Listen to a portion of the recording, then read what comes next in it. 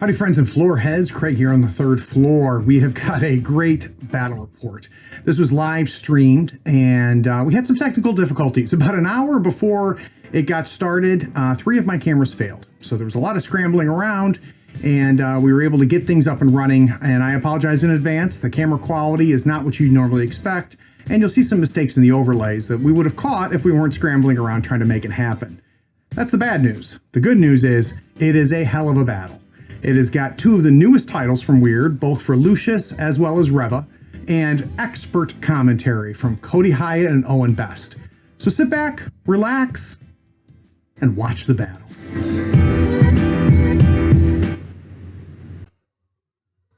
Howdy, friends and floor heads. We've got an exciting battle report. We are revealing and playing, I think probably for the first time for a lot of us, we're going to see the new Reva, and we're going to see new Lucius. So we have got Fox, unlike what the starting screen said, Fox is going to be playing Guild. And then we've got Mike playing new Reva. Real quick, Fox, can we go over your deployment? Okay, yeah, so I've got Lucius. He's hiding back behind here. You can't really see him. I've got Doppelganger kind of over to the side, and then the rest of my crew is kind of bunched up here in the only open space that I have. All right, Mr. Roper. Got a 1 Udo on the side, Shield Bearer. Got Deacon Hillcrest, the new Reva back here. I got both corpse candles up on the front, a lamp pad, and then Drugger on the outside. All right, beautiful. So we've also got special guests that you'll be hearing in just a moment. We got both Owen and Cody. They're going to be doing live commentary. Keep in mind, the players cannot hear the commentary, so they'll be able to talk freely about their thoughts and their predictions. And a big thank you to both Cody and Owen for doing this for us. Who we already flipped, we already deployed. Who's attacker? Me. All right, we have not done initiative yet, though. Nope. We've not. Turn 1, good luck. All right, I am going to stone for cards before we flip it. All right. So, 1, 2. All right. Are we live? A 1 and a 2. All right. Yep, I can hear you. Sure. All right, sweet. 12. All right, folks. Welcome to this Third Floor Wars Malifaux stream. I'll make you go first. I'm Owen Best from the Capital City Crew podcast, and I'm joined in virtual studio by my friend Cody Hyatt of the Swamp Fiends podcast. Planning ahead, which drops. How are you doing, Cody? I'm doing great, man. I'm excited to watch some Malifaux. Excited to see some new titles. Okay. I think this should be a good game. I expect to, you know what I expect to see out of this game? I expect to see enough. And I expect to be like, I've seen enough at some point in this game, because I think it's going to be dusty. I think it's going to be pretty brawly, and I think it's going to be pretty bloody. And I think we're going to see a lot of models die. We got Lucius on one hand, who is, his new version is an assassin, a secret passage assassin, similar to Seamus. DZ in the chat called him like Katarina from LOL. So I expect to see Lucius taking his knife to stuff, and new Reva. I don't know. What are your feelings on her? So I feel like new Reva brings a lot of really, really interesting mechanics to the table. She's got the possible summoning. She's got a lot of ability to move things around. And I'm going to drop this Blaze of Glory trigger to move the burning condition around, I think is going to be interesting to see I drop a mark if Fox can capitalize on getting burning on the right models, both of her crew as well as of the enemy crew. After a corpse. Yeah, they just showed the starting hands. I don't think there's any particular surprises there. Looks like a pretty normal hand, like 2 Seviers in both hands. I think maybe Reva had 3. Some weeks, not anything too crazy. Out there. But yeah, I expect. So this is an interesting matchup. Then I can actually. I think Invasion of the turn. In some ways, you have this assassin who is going to excel at scalpeling models out. And on the other hand, you have Reva, who seems to be a little bit of a murder ball. He is going to... Not so much in that she is like, she has a ton of bubble mechanics, but insofar that she has a lot of synergy on her card 6 to go. and with her keyword. her whole thing is getting burning out on stuff. And then, right.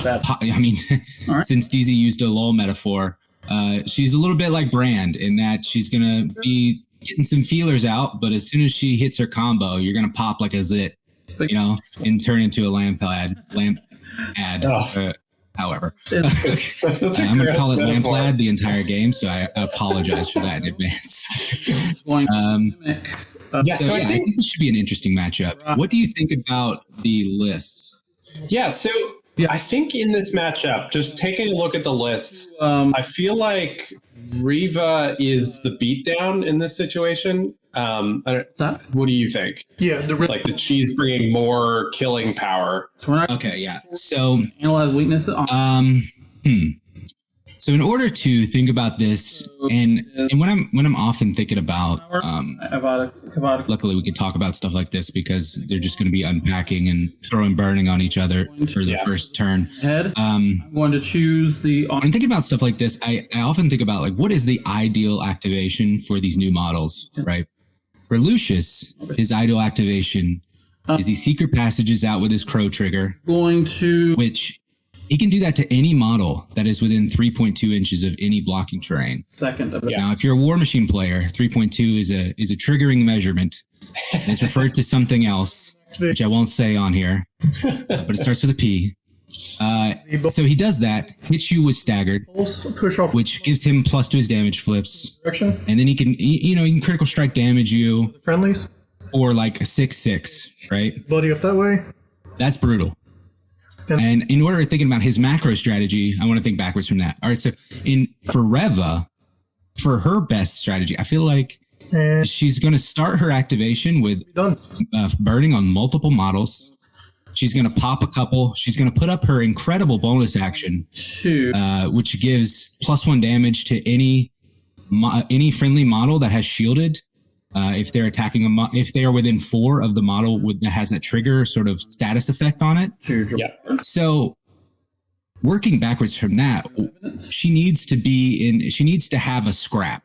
She needs to have a brawl. And as many things that are in that brawl, the better for her, right? So thinking backwards from that, I expect Reva to sort of implement the typical turf war strategy, which is walk across the center line where your kills don't matter as much as their kills. I don't like this. Your model's dying doesn't matter as much as their model's dying. And I think it's especially evident because he's brought 4 upgrades on his models. So to me, that telegraphs that he wants to run across the center board and keep his stuff alive. Yep. It's 4. Agreed. Now, I'm going to cheat in this 8. How do you think Lucius sort of avoids falling into that scramble? So I think what the Lucius crew brings to the table here is obviously new Lucius himself, which is quite a change from original Lucius, who's much more of a support master. This Lucius is going to be jumping around, killing things, ideally on the flank, and ideally setting up favorable positions and matchups that avoids the pyre markers, if at all possible. I think 5. He's going to try to use things like Disguised on Kavatica. Lucius just being able to jump around. So the doppelganger gets to push you, and Agent 46's stealth to try to avoid engaging. My prediction is the Lucius crew is going to be much more of a try to spread out, avoid getting balled up, avoid getting trapped in the tar pit of burning. Is going to focus. Yeah, I completely agree. Okay, action. While running across the center line is one of the turf war strategies, the other one I feel like is equally, and I'm glad we swapped to the top-down camera here, that is equally common, especially in corner or flank turf, is that you claim your marker, the one closest to your deployment, and then you move out to the sides across those quadrant lines, so that when your models die, they can't flip your marker back, right? Yep. So they're going to have to run into your deployment in order to remove that marker from you. And I think that's perfect, not only for Lucius in his macro strategy, but for the deployments right here. Corrupting flame. Now we know that Revo went attacker and took this deployment zone probably because He has a Trigger pretty clear path to run across the center, target. but it did give Lucius the perfect deployment zone to do that strategy I'm talking about. He's got clear lanes off to the flanks here. He's got buildings that sort of occupy the quickest access to those lanes. Yep. Right? So you saw the Fox move the doppelganger up to that position right there, right? It's still in his quarter, but it's off there on the flank. Because As soon as that doppelganger is across the center line and threatening that strat marker over there, all it can do so whenever she kills in terms of the base contact, be a liability for the Reva crew power marker is like killing it does nothing, right? All you can do is try and threaten that marker there, or she's just going to take it. She might drop a scheme marker for spread them out. I basically just think that this deployment is a very good measure move from the board. deployment for Lucius, in my opinion. Yeah, I agree. The other ability, Yeah. I think this sets up, honestly, like from the deployment perspective, this was optimal for Lucius. So up to 2 he really lucked out with this deployment. is just going to slide. So let's talk. I'm sorry, what do we got going on here? We got a bunch of pyre marker jank happening. Yeah, I sat down to play this matchup against myself, and then I started to get to the Reva unpack, and I'm like, I'll just watch Roper do it. And It's never going to matter for me to know the actual details of the Reva unpack. Like, what am I going to do?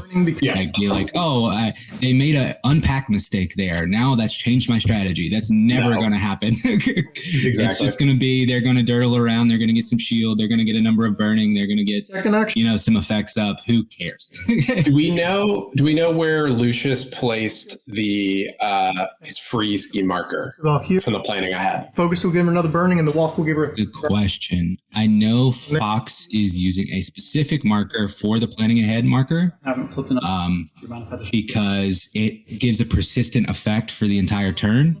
In that the Lucius model can add the keyword models can add a suit while within 2 of it. Move evidence. But I don't see it in an obvious position right now. So maybe it's just in his deployment so that he can get free suits for his unpack. No, wait, sorry. Real quick, just so I'm tracking credit. Is Here Fox playing Fox is playing to Reva or Fox is playing Lucius? Fox is playing Lucius. and Mike is Okay, playing Reva. got it. Michael's on Reva. Got it. Okay, cool. Yeah, so I'm gonna guess it's sort of in the back there. Do we want to talk a little bit predictions on scheme choices? Pad is going Sure. to, Yeah. and it has dancing in the So let's just recount the pool for our listeners. after it makes We have deathbeds, bait and switch, spread them out, let them bleed, and detonate charges. in the base. Now, personally, I think So deathbeds is 5. probably the most live scheme here. Gonna move up It's doable and just throw this on both strategy markers and the pyre markers for the Reva crew. fire that is. Because there are 3 strategy markers on the center line, and they are all sort of relevant, it can be pretty easy for you to score deathbeds just off a strategy marker. And hovering flame. I need a. Also spread them out.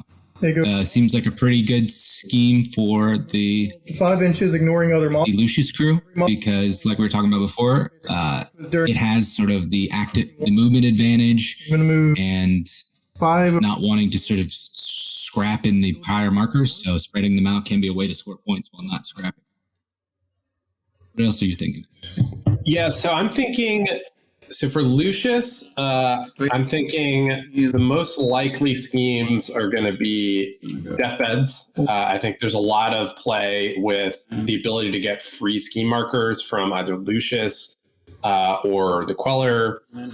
I think spread them out is probably a pretty likely one. That Doppelganger looks like it's in position to go run off to the flank. That should be pretty easy to score. I could see an argument made for bait and switch, like the ability with Gonna activate so Rugger. Lucius has the attack action down the wrong path, And just which moves a particular target model its move, and then allows, if it is in engagement, it can do an attack, or with a friendly, they can do an attack. So that, to me, could suggest possible bait and switch, but I think the most likely is spread them out in deathbeds. Going over to Michael on the Reva side, I think my money's on let them bleed and spread them out, but I think deathbeds would be an equally good choice. The reason I say let them bleed is if the game goes according to plan, everyone's going to be a little on fire and have taken damage. Because it's dropping I moved into. And I think that Reva's plan is to try to ball people up and just stack damage, which let them bleed plays into. But admittedly, that could be putting all your eggs in one basket. So deathbeds could be as you're just burning a more with this model. like alternate approach. Yeah, I think let them bleed. So if I can speak for the players personally, both of them have a tendency. So both of these players love it when you stick your chin out, to use sort of a boxing metaphor. If they see like something come out of position, they will shove all in on both on that. I would bet that Fox has been party to more surrenders than most people. In fact, I played in the NCGT, and these two players played next to me. In the doorway. And Fox killed Jackdaw with Ophelia, first activation of turn 2. Holy crap. And then had to leave for like a personal reason and surrendered. So it was basically 2 surrenders in one game. So I expect something to overextend and people to dive completely on that. And I'm saying that because I think let them bleed is probably a likely take, maybe even by both of them. That's concealment. Because we have our read about what the Lucius macro strategy could be, but Lucius also has that ability, considering he's taking 1 less damage from anybody with a condition, to be an absolute bully. There could, instead of an activation where he teleports, drops 6 damage, and then teleports back, it could be an activation where he teleports in, charges, swings twice, kills something so important that he's just going to stand there and swing all game, right? Yeah. And that could be Fox's macro strategy for him. So what I would like to see in reference to let them bleed is if any models, especially the most expensive models, are moving hard to the flank. Ooh, we're already at upgrade. Mm-hmm. We're already at end of turn 1. Yeah, look at that. Speedy. I did move him a little bit too far. Do we have hey Craig? Do we have the game timer going to Delhi going somewhere? So he's going to get out of the doorway. Absolutely. I don't think we have like a timer. Yeah, I mean, I don't know that it matters. I'm just curious. That was a very quick unpack. It's good. Yeah, we love to see that. So of note, I don't know if you might have missed that, Cody, but Lucius moved the doppelganger up further around the corner towards the center, which is not what I expected. Not what we were expecting. Deacon will take burning 1, but has shield. In fact, I was just getting to the point where I want to see where Agent 46 goes at the end of this turn, and there he is, right there in the middle. So if spread them out was what Lucius took, I would expect Agent 46 to book it down the side. Agreed. Because that does 2 things, right? That sets up his spread them out. That sets up threatening the one of the corner strats, but also it gives you so much information. Because if some big beater was chilling on the left side of the deployment zone and then it double walked right, towards your Agent 46, aka the most expensive model in your list, the model that you have to get below half to score let them bleed, that would be so much information. All backups. Yep.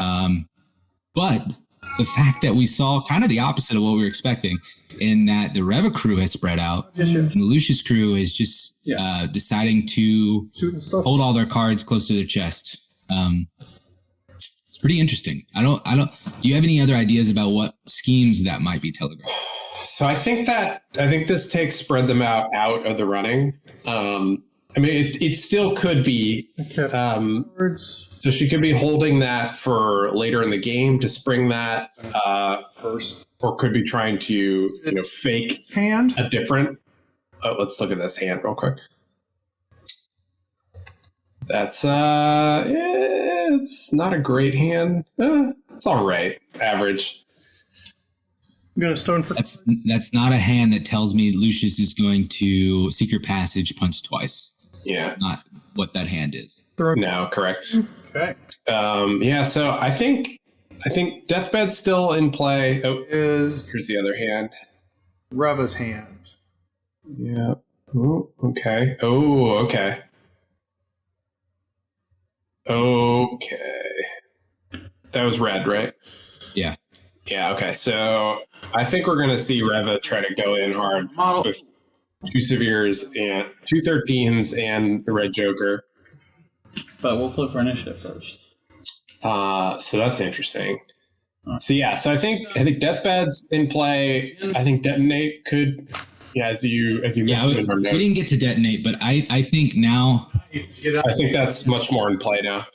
Oh, the schemes are on there. I was about to say, I don't know when they got put on there, but I was going to say Detonate is very easy for this Lucius crew. So, and there we go. Said that the corner. Yeah, I totally missed that. All right, so Detonate, Deathbeds, going on. Bait and switch. Yeah. Oh wow. Okay, so Lucius has a lot of ways to do this. This pool was created by Cody. Because he's a sadist. Wow, I love that he took bait and switch. Lucius did.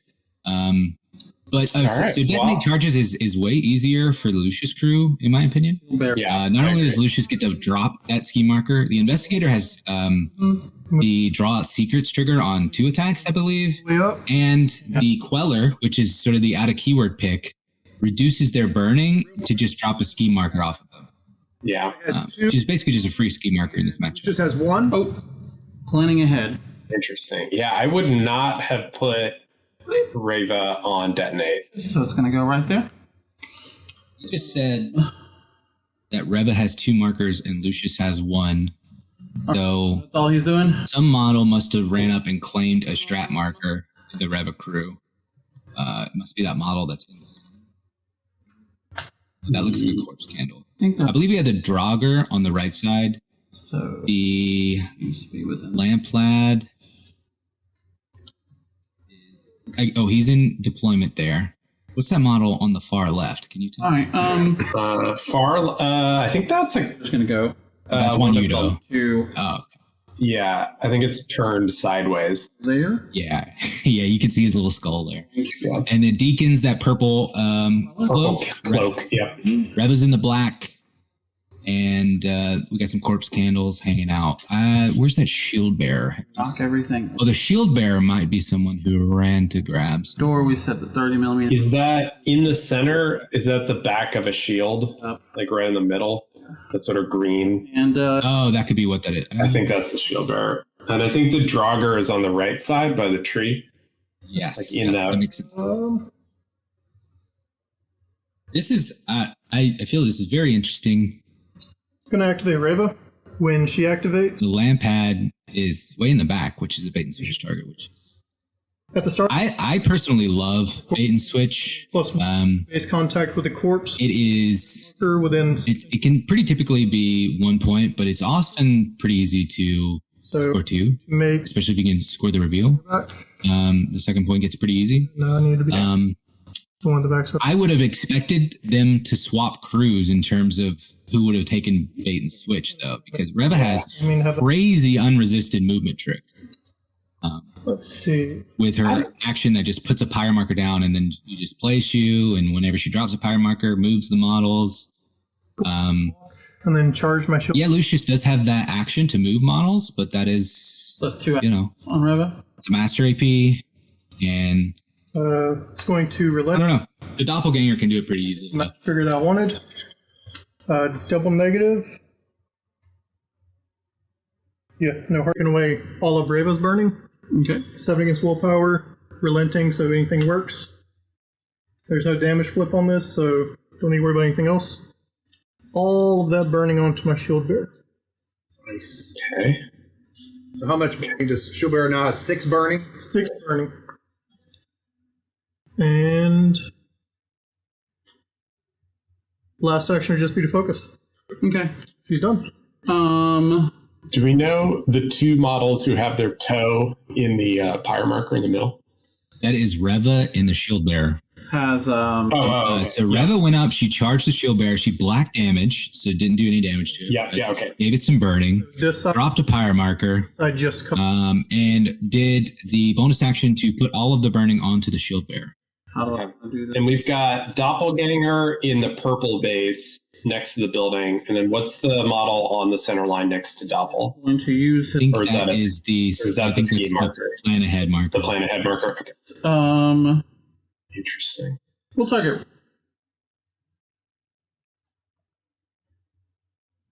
I lied. Chromatika's not the first one to go. I have to activate the Doppelganger first. Activate the Doppelganger. She is going to Yeah, I mean, to me, this is an all-in shove. she's going to up to like right. Mike does this a lot. She can be within. Favorite master is Jackdaw, which is basically just all-in shoves. So putting Reva there on the center line, with the shield bearer, To mimic. but still having detonating deathbeds. For that to go off. I think this is a play to pull in the Lucius crew And then she's going to into the pyres, use. and it's going to be on Fox to not Go ahead and use that take the bait. I think you have the Draugr out there, target. which is a wrecking house that loves to die. So he will still. Still. So if I'm playing the Lucius crew, that's going to be my attrition play, knowing that I also Currently on. the strat markers are highly relevant, and you can't kill the lamp pad. 15. I think that would be the best play in use of Lucius's AP. Just taking out the Draugr. Yeah. I will. Yeah, and it's also, so he's got the terrifying upgrade on him, which Lucius ignores. So I think that, All right. I mean, I think you're right that the correct play is Lucius for the Draugr. Yeah, he's a very expensive Draugr. And every dead model on the Reva crew is huge because it's such a low model count list. Because you have cover, but I think getting baited into the Reva running into the middle of the board, red joke. like first activation, So it is bad look. Also, new Reva's Draugr is like a wrecking house, right? Because and you have to do if you get the +1 damage from shielded aura from Reva's bonus action, it could really just destroy stuff. card 2. I feel like the hope here is And he wants Lucius to engage the middle and then have the Draugr charge in 3. to be within the 4-inch aura. Oh, I'm sorry, she cannot do that. So I think they want to engage the Draugr where it is, if possible, rather than in the middle, because the middle is a bad place to be. All right. Everybody over there. Yep, I agree wholeheartedly. And Yeah. the Reva crew is more synergy. And we mentioned this in the beginning in terms of our macro strategies, but for every front there is, and by front I mean like multiple little skirmishes, the better the guild crew is going to be doing. Because a lot of the Reva actions are like do 2 damage, gain a burning, do 1 damage, gain 2 burning. All of the stuff that sets up stuff. Like all of her big damage is multiple activations. Yeah. And you know what multiple activations don't like to see is like The next having to spread yourself out. location rich. If you need 2 models to kill 1 model, you really don't want to be fighting on 3 different fronts. So And then you add the fact that the Lucius crew, I think, has 3 forms of condition removal, maybe 4, Yeah. at least of removing burning. I can't remember. It's the Stewart. I'm not going to list them all. There are a lot of ways to remove conditions in this crew. So if you're in a position where you have 3 fights and you have 2 roaming support models, so you're just stripping burning off, 2 of rank. I don't see how you lose those skirmishers. Maybe you lose one of them, Really do. but you're going to win at least 2 or more. So I'll go 13 at times. Okay. And this will pull her Yeah, I agree. back here, giving her another burning. The Queller does remove burning, but only from enemy models. We'll try his bonus action, call the Burning Man. which I realize But he wants to have burning, so it's good. on him for it. But I need a 6, preferably crows. It just goes off, gives me burning 1. No crow trigger. Healing flip. Heal for no damage I ever took. Okay. And that'll be it for Deacon. Sounds good to me. I will. Okay, so what it appears Deacon did was he used the pyre in the back and the pyres in the front as just a repositioning metric. Yep. Sent the lamp pad up to the front where Reva was and sent Reva back to the pyres where he himself is. Yep. That makes little sense. trick. But Fox is giddy about that because lamp pad is the bait and switch target. Yeah. He's going to call out on the lamp pad. So, this is a little bit of a telegraph, though. is a stat Going for it? Yeah. Yeah, Well, I think you hilariously, wait till after it activates before you do this. the lamp pad is now baited the Lucius crew in. Yeah, yep. So I get Seeing Might have been red, the but plan. seeing red for points. Yeah. just a total of 9. 8. Okay, do you wish to cheat? When you put it on the backside of the pyre, so anyone going in is either going to have to go through the pyre or teleport. And I can discard a card to shoot you. Go to a 13. Okay, that's rude. But I will go to a 14. And I will get the trigger for look away. So until the end of phase, all auras and pulses affected by you are reduced by 3. And I'm going to discard a card to have the doppelganger shoot you with the mimicked attack. Which is a stat 6 versus your defense.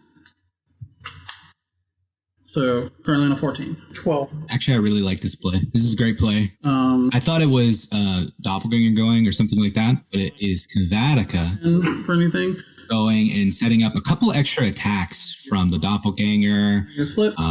reducing its auras, etc.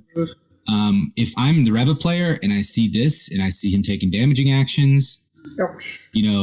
immediately, Reduces by I assume that he's just trying to kill it, right? So he's now going to activate the lamp pad, I would assume, Yes, burning. and probably be like, "Oh well, I gotta get some value out of this guy if he's going to try and kill him." Yeah. So 6 versus willpower. Terrifying 11. she's staggering him. Yeah. Okay. So The lamp pad? Yeah, let's see. um, This may be a bluff.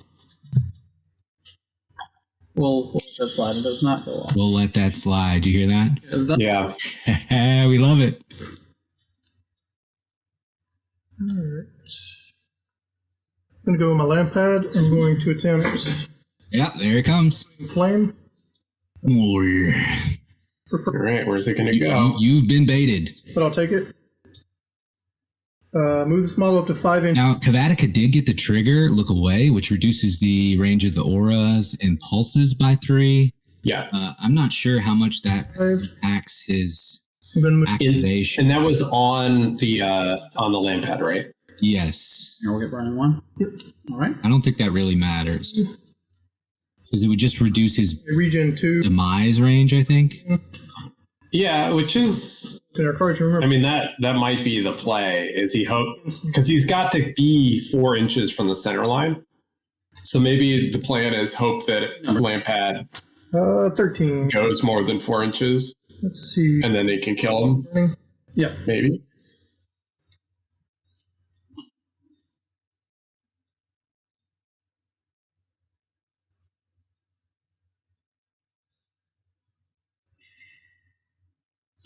Did you want to move that pyre marker, by the way, when you finish that move? Can you move or just walks? Resolve the walk action. Walk action. I'll go to a 19. Ooh, all right. So negative. Single negative. All right. 2. And burning 1. I don't like that, but okay. We'll swing again. Mm-hmm. Just gonna start keeping up with dice. Yeah. I'm moving fast too. 11. Why? Interesting. Does it have any other major attacks? But that had a burning as well. That attack did. Yeah, 2 and a burning. 2 more burning. Okay. 2 and a burning. Okay. Okay, you were keeping up with your life. That's what I was looking at the dice.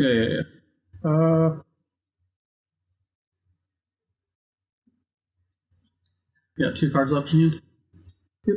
I got a 20. Ooh, all right. Where were you at? I'm at a 12. 12 to 20 is a straight flip. Absolutely. So the question is that pyre marker within 2 Take the of Doppel? straight flip. Severe 4 and burning 2. Ouch. Big numbers. All right. Doppelganger. Things are not looking great for you.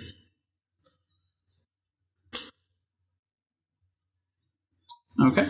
Anything else? That is it for that night. Sweet. Going to activate the Queller. I think that's Doppel on 2 wounds left and burning 3 Does not or look 4. the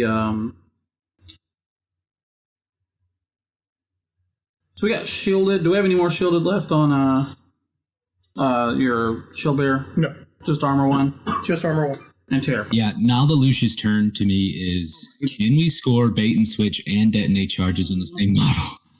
Which would be obvious a lot of value. Activate the Queller. I was going to strip the burning to print out a Start the fight. marker. So it's going to Yeah. burning condition on the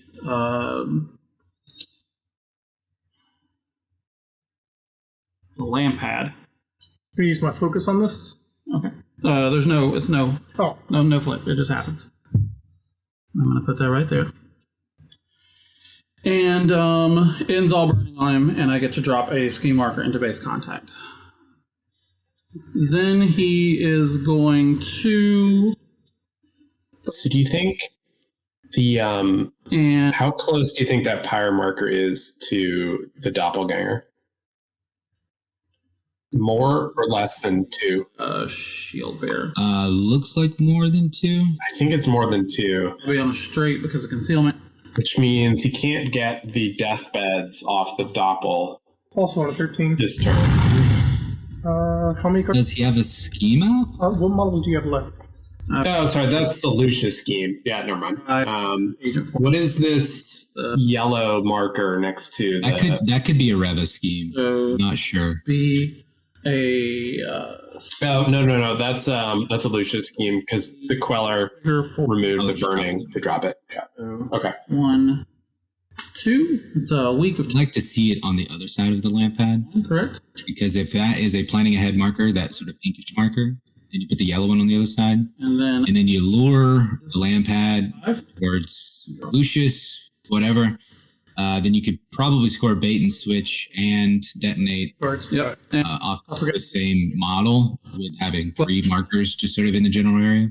Yeah, I agree. the red one is a. But now that that yellow one is there, it looks like detonate is So that's the head marker. I make it red just because so it can. And then this is the marker dropped from the Queller by the burning. What you call it? Yeah. That's a scheme marker. It is a scheme marker. Yeah. They are both scheme markers, but the planning ahead gives extra effects. Yeah. So we're trying to distinguish it. Yeah. All right. So you're up. Yeah, I agree. I would have definitely put it next to I like it. the planning ahead marker, which would let him pull it. Here you've got. Where is Lucius right now? Is he in the top of the camera view? Corpse candles have not Candle, gone. Shield bearer. Okay. So let's I don't know, it's hard to tell from this thing. I think it's time to just be mean. Can we ask the guys to Show people what hey we Sam, can you ask them to point out, just identify the Lucius crew models that are in camera? shield bearer. Is he hard to kill? Okay. You can identify the Lucius crew models. What's that? Point to the Lucius crew models and name them. This is Lucius. That's a Queller. That's an investigator. We got a doppelganger, Kavatica, the steward, the scribe is way back here, and Agent 46 is way back there. Okay. So I'm Thank you. he is going to What? What on earth is Agent 46 doing? Denying let them bleed would be my best guess. But I don't know. He doesn't. You have a 12-inch stick. I mean, this is where I'm confused a bit by the crew scheme match, because I would have assumed the Agent 46 would be helping get the spread out. But since that's not the plan, I guess it's just sort of backup damage, maybe? Sure, I think. And he is going to down the wrong path, targeting that guy. It's 6 versus willpower. It ignores concealment, so I don't have to worry about that, but I'm going to attempt to make him move. So that's 16. What's this against? Versus willpower. 11. I think Fox expects let them bleed. All right. Move his move. If you're not expecting let them bleed, then If I move him, Go for it. 46 is kind of just here to do some damage before he dies. get another. He's not necessarily that good at transitioning stuff into points as pretty much the entire rest of the crew. 3, 4. Bearers unactivated. And Kavatica is going to get to make an attack on him. So Kavatica is a stat 6. That would make me think I'm going to go ahead. that Fox has bait and switch on the shield bearer, not on the Cool. bat. I like it. So Almost wonder if it's a total. either that was typed in here incorrectly or if US cheat. I don't know. All It's right. an interesting play. Use the severe injury trigger. Okay. So you're at a what? What was it? Yeah, I don't know if you mentioned it, What? if you missed it because it was so quick. The Draugr went the activation before this and walked over and claimed the strat marker. So currently Reva has 3 strat markers. Yeah. Moderate is 1, correct? Yep. Okay. Sure, here was. Because of following orders, I get to draw a card. Then Lucy is going to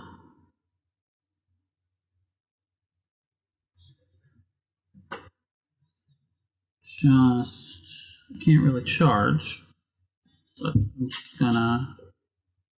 Oh, that's easy enough. I'm going to target Kavatica with his bonus action. You have your orders. Needs a 5 to go off. Yeah, most of the severes were used in the attack against Doppelganger. I get a bonus. I get a positive to the action, so he's just going to make him take another shot. And DZ Reva is got moved back. So in the view here, it's just down by the double pyre markers in the bottom right. You're at 1 left. Who's your injury? I am the one. 13. 15. 15. All right, I'm just going to cheat up to a 17. And so it's a negative flip. No triggers. Moderate of 3. Drop corpse because he's living. Shield bearer. So Lucius's first activation, first victim. Well, second activation. First interesting activation. First victim. Is going. I have a feeling that's going to also happen to the Draugr next turn. Pretty brutal. Yeah. Go next. And maybe Fox says resign that I don't need to score detonate and bait and switch this turn. I'll just score detonate this turn off the lamp, and the lamp will still run forward next turn to do more damage, and I'll get it in that turn. And she wouldn't be able to get both off the same model, since bait and switch you have to kill the model. Just going to play. No, that. you have And it has to. to be alive. Has to be further than 4 inches from the center and within a certain distance of a ski marker for the first point. And then the second point is no models in your deployment zone that equal 8 or more in cost. Activate the laying down one. He's going to try to light the way, push all course Oh, yep. within Nope, you're correct. Yep. 3 inches in any direction.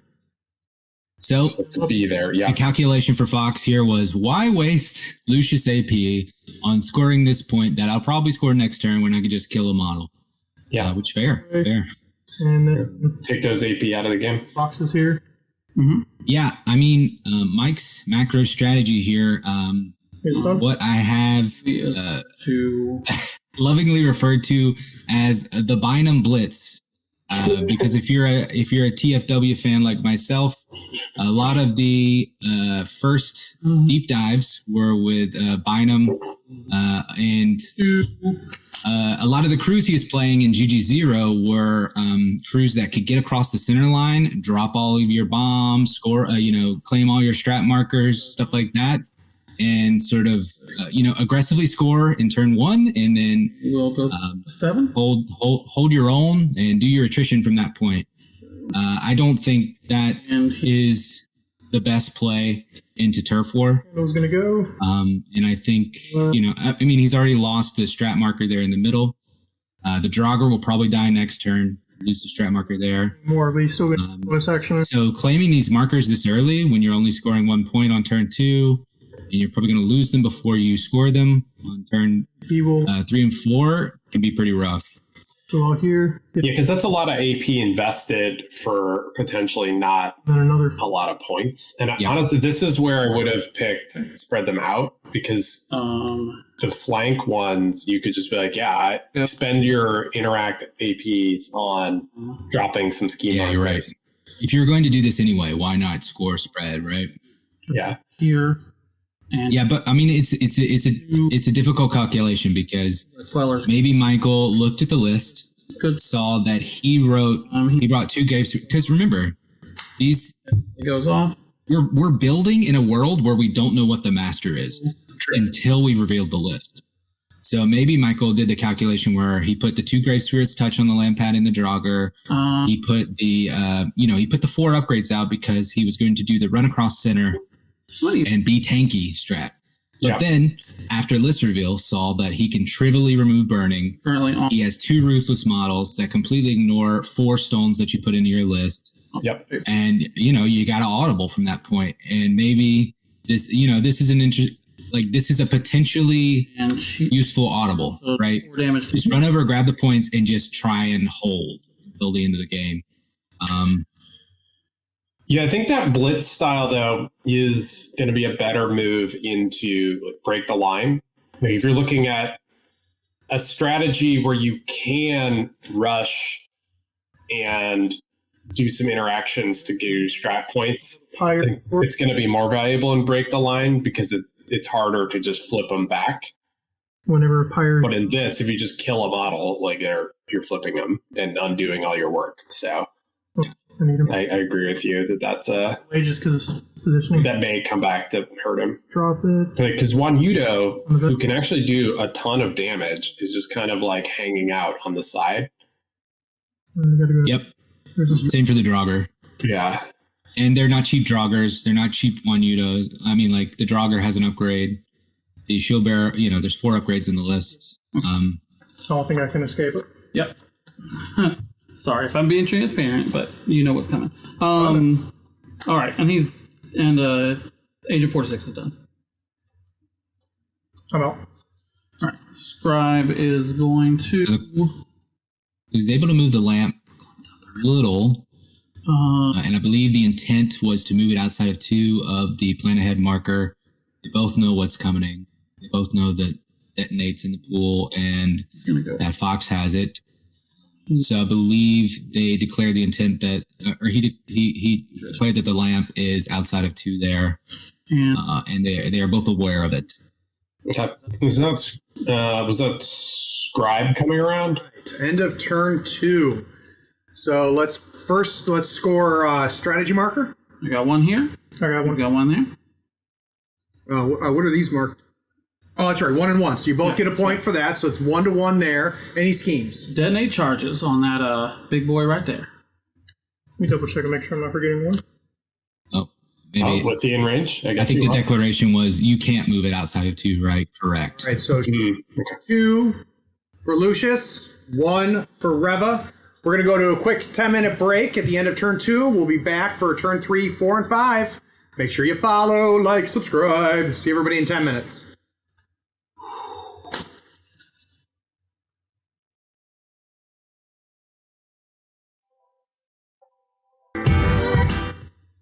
Welcome back. We had two very fast turns. We got relatively close game still, 1 point. We got a lot of things to cover. First off, I got a little gift in the mail from the guys at Weird. This Vagrant Song game, you can watch us play it on live stream. If you go to the YouTube channel, you can see us playing this game. I can tell you that we've had a ton of fun with it, and wait till you see what's inside it. So for those of you that are looking at the Gen Con sale, I highly recommend this if you enjoy cooperative board games. Let's also take a look at these new models.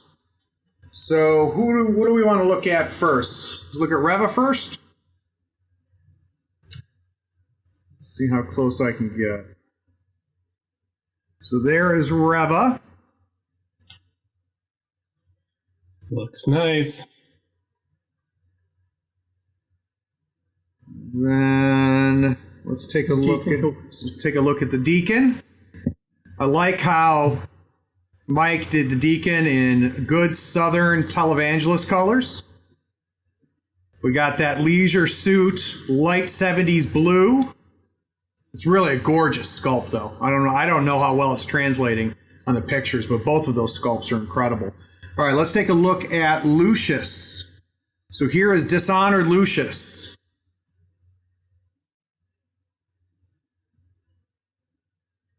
Again, I wish you could see these in person because the pose is really great. Really great. 5 pieces. And only 5 pieces, Maeve says. All right. And then let's take a look at, what is the name of this one? Kavatica. The mask on this is gorgeous. How many pieces was Kavatica? Do you remember? 6. 6 pieces, not too bad. Yeah. The only annoying ones were the tiny children. Very, very nice. All right, great. So that's the models. The next thing that we wanted to do is kind of do a quick recap of where everybody is. So I'll let both of them put their models back. And then maybe we can start with Reva. And take your time, Mike. Let's point out each one. I have Reva over here back on these 2 pyre markers. Deacon beside her on the 1 pyre marker. Corpse Candle. My second Corpse Candle is still dead. My Shield Bearer is dead. I have the Draugr way over here on this side. And then one Udo on the other marker way over there. Lampad in the center, touching the middle marker. Okay, and currently you have pressed the button on 3 turf markers, right? Correct. Okay. Yeah. So I've got Lucius over here, thanks to a secret passage. I've got an investigator over here. I've got Agent 46 here. I got the Queller. I've got the Steward, Kavatica. Do a little more sideways. What's that? Point your finger a little more sideways. Okay. Your hand is kind of just blocking everything. Kavatica is over here. Sideways. Doppelganger is behind these boxes, and the Scribe is hanging out on this end. Okay, and the last thing real quick, for those that have taken wounds, can we do a quick recap where everybody who has taken wounds is? Reva is currently at 9. Lampad is currently at 5. The rest of mine are dead or full health. Okay. Doppelganger has 5 wounds left because she healed up, but she took 2 from burning at the end of the turn. Got it. Perfect. All right. Well, let's flip for turn 3. Good luck. Ooh. Currently at a 12. Not much.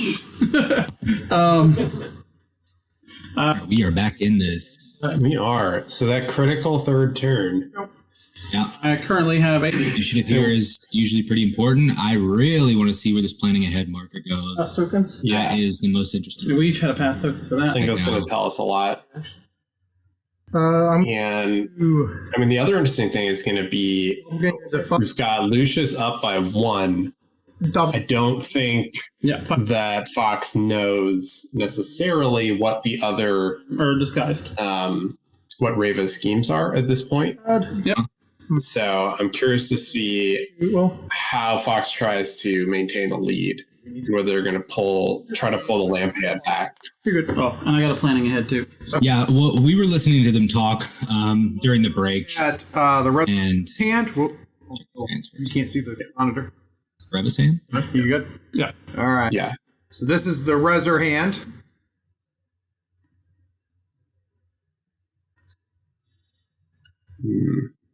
That gets an oof from me. Rezer, Yeah, not great. look at That's a big old oof.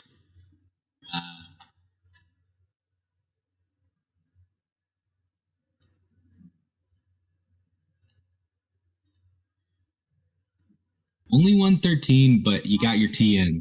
Yeah. Oh, that's the best hand. Yeah. So we were listening to them in the break. Marker And over here, like behind the steward. Ooh, center. Okay. It's with Interesting. okay, so he's gonna 40 that's for bait and switch. inches of Yeah. okay. I like this. The most aggressive play would be to put the planning head marker right next to the Draga, right? Because then that says, I'm going to teleport to you, Bonus and I'm going to kill you in 2 swings. I'm going to stone for crit strikes. You can't stop it. Yeah. not it. Then what would have Mike done, right? Run the Draugr off to be irrelevant? I don't know. But what this does is the more conservative play. Is the Draugr kill is still alive, but that's you now you're not teleporting your bait and switch because that's giving you suits. You still get your suits for all your your simple duels and stuff like that. Yeah. That those 3 models can use, which is a pretty cool. And I will just swing at you. Looks like Reva's won initiative and is trying to kill the Doppel. Use my focus. Okay. I think Fox is fine with that. All right. So you're at a what? Obviously, models dying is bad, but you do what you can. And Now, so in the break, we were listening to these 2 players talk about what they thought their biggest mistakes were. 3-4. And it was interesting that Mike felt his biggest mistake was the unpack, which seems to make a lot of sense to me. You got a red joke. Which is funny given that you were like, whatever the unpack, it happens. 12. Yeah. Well, I was like, this is, that big terrain feature. We talked about the terrain feature before we went live and how that was going to mess stuff up. But to 19.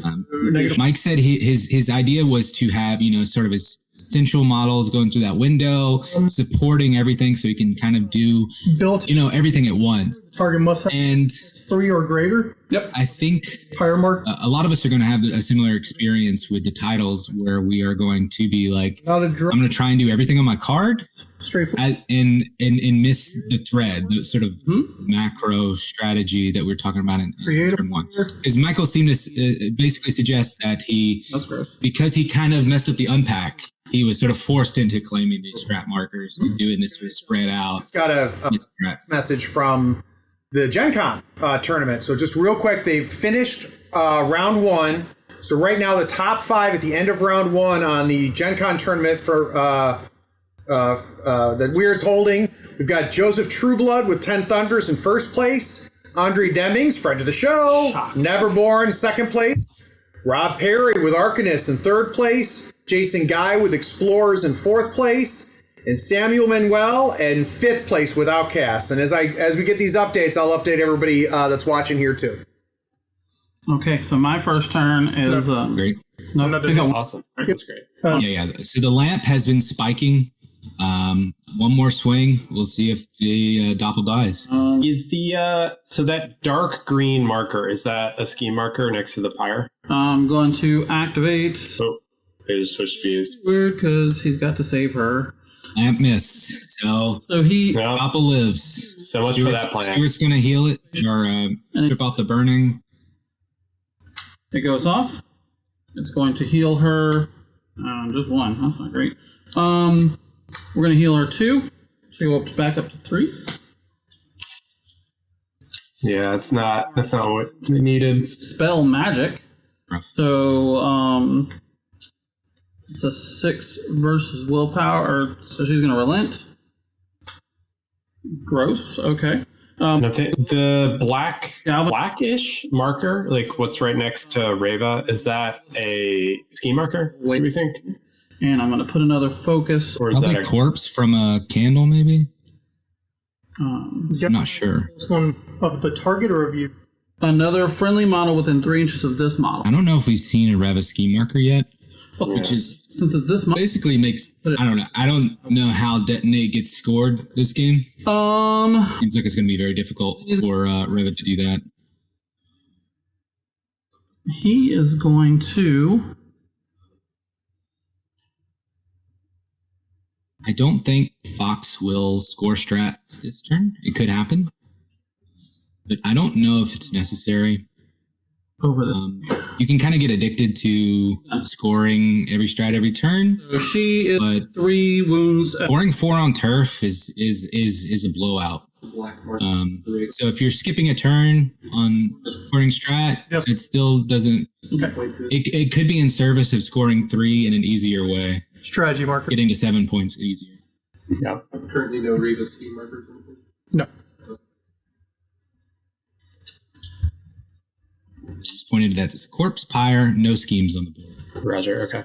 So then that makes me a little confused about going in on the doppelganger, though, because if you just kill the doppelganger, currently in the current position, the doppelganger is your easiest target for deathbeds. But with no ski marker there, that you're kind of wasting that opportunity. Yeah, I don't believe the Lampad was. I can't remember the name of the thing. So I think the correct play there would have been to drop the scheme, then do his push, Mobile warrior. Point not to. instead of 2 swings. Swing at you. But Burning 2 on the swing. I don't know. She did still have 5 in disguise, so damage might have been needed. 12 against your move. 15. 16. All right. Okay. He done? You don't have burning anymore? Nope. He's done. All right. Cool. Who goes next? There's a lot of craziness going on here. I don't know that I like all the craziness going on. Can I see your 12-inch marker again? I think Ox's biggest mistake was going back to turn 1, where we talked about the Agent 46 running down the flank, because, that gives you all the information. It sets up him being relevant for the strat. Or what's he got? It sets up, a lot of different things. If that would have happened turn 1, then Flying 11. near the end of last turn, he could have walk charged the Draugr. So, Yeah. And if he put any damage on the Draugr, say he can't resist, Lucius is he couldn't cheat, within human reflexes or whatever, that wouldn't make it so Lucius could just bleed him use it, without any real effort. And then I think that would have just to Yeah, whereas what we see right now is the Agent 46 has basically been a non-factor in the game, spend Yeah.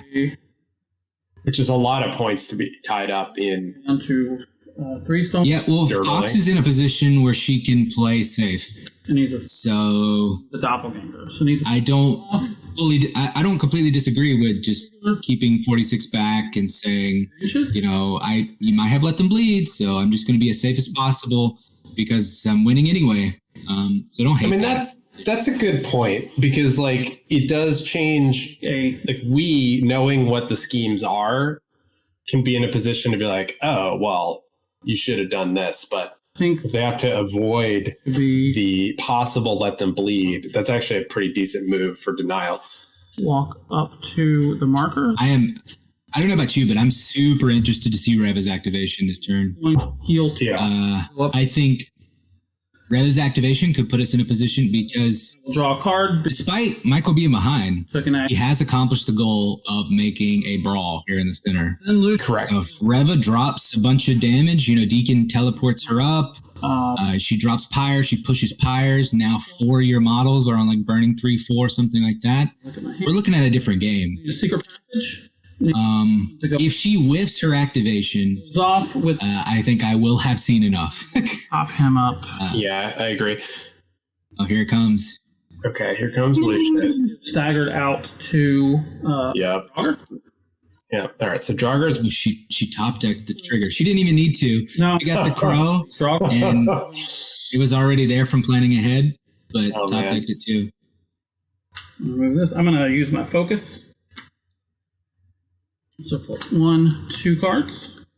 This All right. Lucius is double plus to damage with the focus Oh, and man. the fact that Yeah, this Draugur's going down. staggered. We'll get a positive to the flip because you're staggered.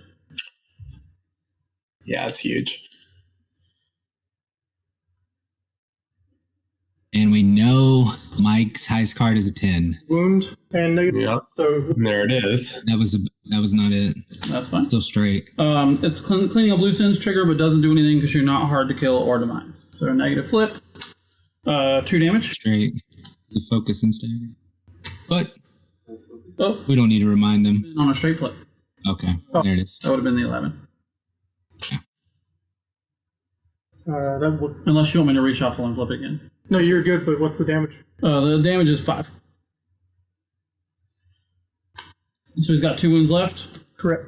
All right, I'm gonna Yeah, cheating that 10 there doesn't do anything. I think with because the flip state was unclear, where he says I'm going to cheat this, so you put you on a single negative. That I'm going to be like, no, I'm going to be straight anyway, and he takes that 10 back. Sorry, 19 total. Double negative because of hard to win. It's just how I would play it at an event. Yeah, I agree. Or I'll get a positive because you're Because now we know his 2 highest cards were 2 10s, and now one of them just got completed. 1, 2. So 2 damage, Agreed. Yeah, I mean, And if I'm, Dead. yep, there you go. and I'll flip that mark. Yeah, if I'm playing in a tournament game, I mean, even in a tournament game, if someone like misplays the like I get unnecessary cheat, I'll always let them take it back. If it's like, no, like correct play would have been this. kill. Yeah. You just math wrong. Yeah, if the game state is ever unclear and that leads to a bad decision, it's just like automatically just. Yeah, I agree. But that's not the goal of this. The goal of this is to play the game quickly and see what happens. Exactly. And we just got a pretty great display of what Assassin Lucius does. Puts that Draugr in the dirt, The Reva almost with candle off of the pyre. That's what it. no effort. Yeah. Burning. I think this is a great example of where the titles open up a lot of list building interest for the elite keyword, because you can really go 2 different directions, and it's going to make it much more difficult to tech against. You have how many wounds? 5 now. 5 wounds, yeah. And no burning. The no burn, man. I think Michael's in a tough spot here.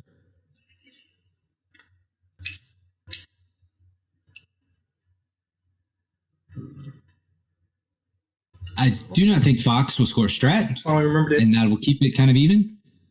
I did get a pass token for. But Fox scores strat here, it's going to be a rough load. And again, it could come down to this rev activation. It's a rev activation. Well, but is Michael gonna? Oh yeah, no, he has 2 because he has home base and the bottom left. Yeah. Yeah.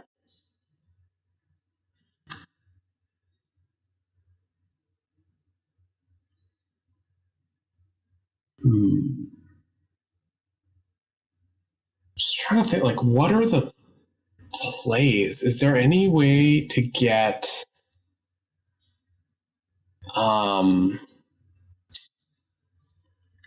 are there any tricks to get ski markers down? Walk.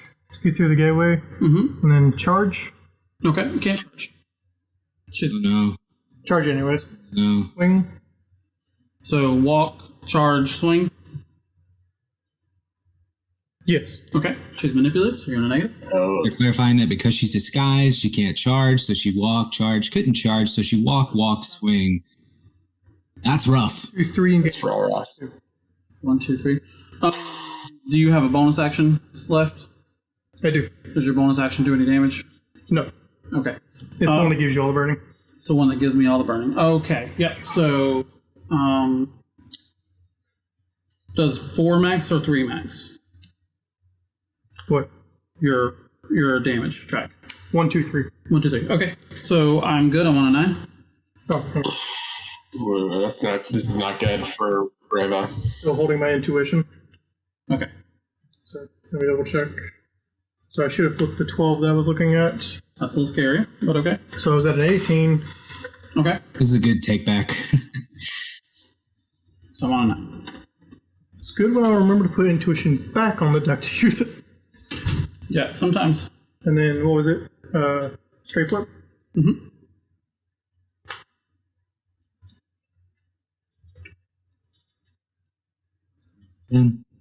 Can't kill. Take the weak of 1 and burning 2. Okay. And then I'll try the bonus action. Well, do I want to do it yet? Who do you have left? I have Agent 46 left. I have the Queller, the Investigator. I have Kavatka, the Scribe. and the doppelganger herself. Stewart and Lucius are the only two that haven't gone.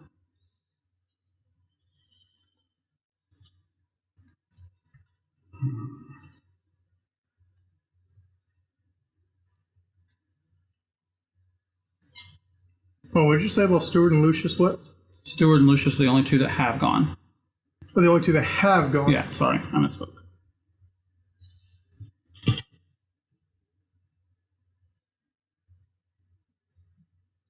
Did you see what happened to that pyre marker in the middle? It's still there. Right here, so One is under the lamp pad, and one is 7 against will. next to The doppelganger? I'm going to the negative. doppelganger. Using another one of my focus. Okay. Currently on a 14. 13. 17. And what will this do? Reduce the value of the burning condition on any models within pulse 4 of the target by any amount. The target gains burning plus X, where X is the value of the burning reduced this way, to a maximum of burning plus 5. Okay. Yeah, that's fine. And Michael, what happened to the pyre marker that removed near the strap marker here, etc.? The Corpse candle. Summon the corpse candle? Summon a corpse candle. okay. I So will she is give you- burning what? A lot? I'm trying to count it. Okay. Uh, It's up to 5, right?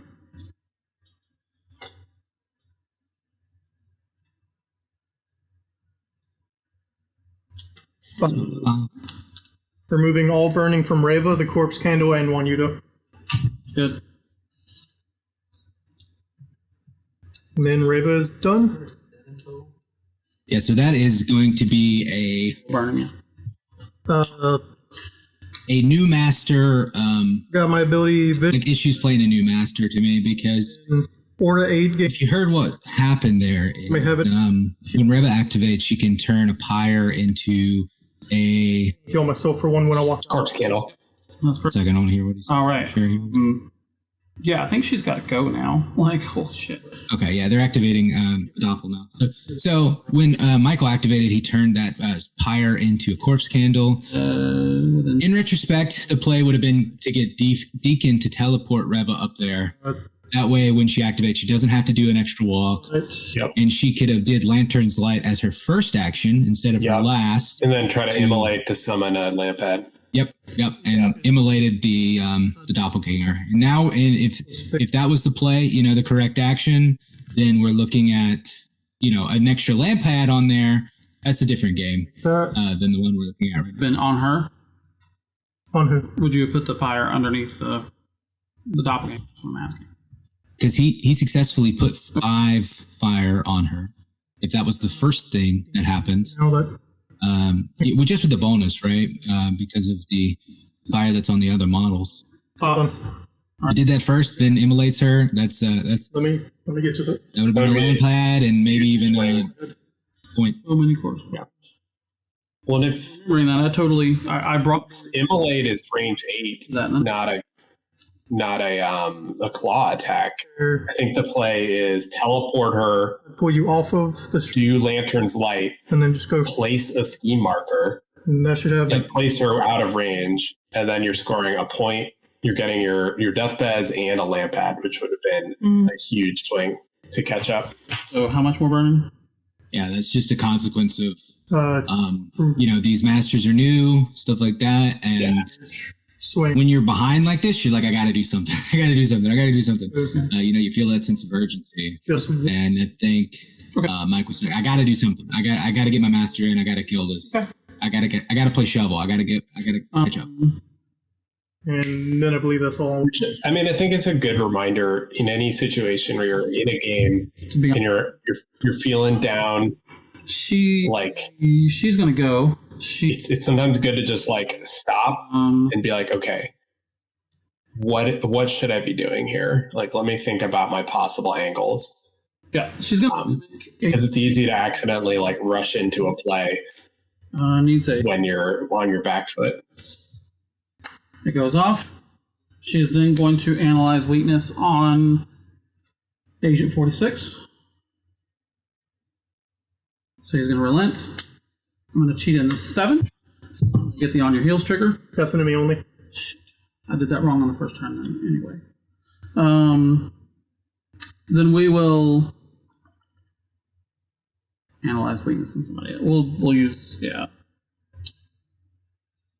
Analyze weakness is enemy only, isn't it? So basically what's going on now, if you can't tell, is Fox activated the Doppelganger, stole Agent 46's Analyze Weakness to Analyze Weakness Agent 46 and use the On the Hills trigger to teleport back, but that is enemy only. So they're trying to figure out what's going to go on right now in terms of reverting that, or maybe changing the target so that he maybe target corpse marker. I mean, that corpse candle, something like that. Not sure what. 3. All right, so it looks like Agent is moving up now instead. Reposition to right here. Oh, yes, just changed it to Lore 46. Yeah. She repositions. 1 damage for burning? Oh, the first time each activation. Okay. Yeah, then we're gonna. What? How are we gonna? So why was it damage? The first, she has an ability, Visions and Fire, and the first time an enemy model with each model with an A gains burning, you have it heal 1 or suffer 1 damage. Yeah. So she's very good. Left. There's so much like synergy in this Reva crew that I think it's going to be very rewarding to, if you do get the unpack correctly and you do sort of bait in certain models, you can really turn stuff really quickly. I can't do both anyway. Yeah, I agree. I think it's going to be a really fun crew for people to play. Oh no, because those once they get a couple games under their belt and they really like. So I'm still going to take the 1, and then I'm going to get some sort of standard plays, like the Deacon play we talked about. Like that's one that you could put just in your toolkit as kind of like, marker. Run the teleport. Lampad play. Burning. Yeah. All right. Time for Deacon to do work. All right, let's see what he does. 1, 2, 3. What do you have left? 3. Okay. Does Reva have the plus damage aura up? I don't believe so. I think Mike definitely didn't stone to do it, and I don't think. Yeah. His highest cards were a 10 of Pro and a 10 of Tomes, I believe, and I think he cheated in the 10 of Tomes for Lantern's Light. Okay. Could be wrong, but I don't remember them saying anything about the trigger. I don't know. That bonus action is so good. We were talking about before the game that the Luminary's Chosen, nothing on there says enemy only. 1 damage. So you can just make an aura of I deal +1 damage while I have shielded on me. And that makes Vincent like insane now, right? He basically becomes a 3/4/5 ignoring incorporeal, and I think it's hard to wound with like 3 great triggers, shoots 3 times. That's a nutty combo, dude. I'm going to read to see if... Yeah, 100%. But then again, in the context of this matchup, right, you're going against Lucius. Lucius 1, if you have guns that don't have pluses or ignore concealment, you could find yourself in a position where your guns are completely irrelevant because of all the negatives he can stack, right? So if you're going to Lucius 1, you don't know, and the board has like a big forest in the middle, you can basically make your crew immune to guns from all the extra negatives. There's no more manipulation. So... I don't know. It's an interesting consideration when you're list building here, right? Am I going to see Lucius 1, who's able to just stand back and be happy with it, or am I going to see Lucius 2, in which case me having a gun can keep him honest? Yeah. I'm going to use one of my burning for Blaze of Glory. I get positive to the duel, so 6 with a positive against. Is it a gun action? Yes. Okay, I do have cover. Yeah. 6 with a positive. I have tone built in against defense. Okay. Whew.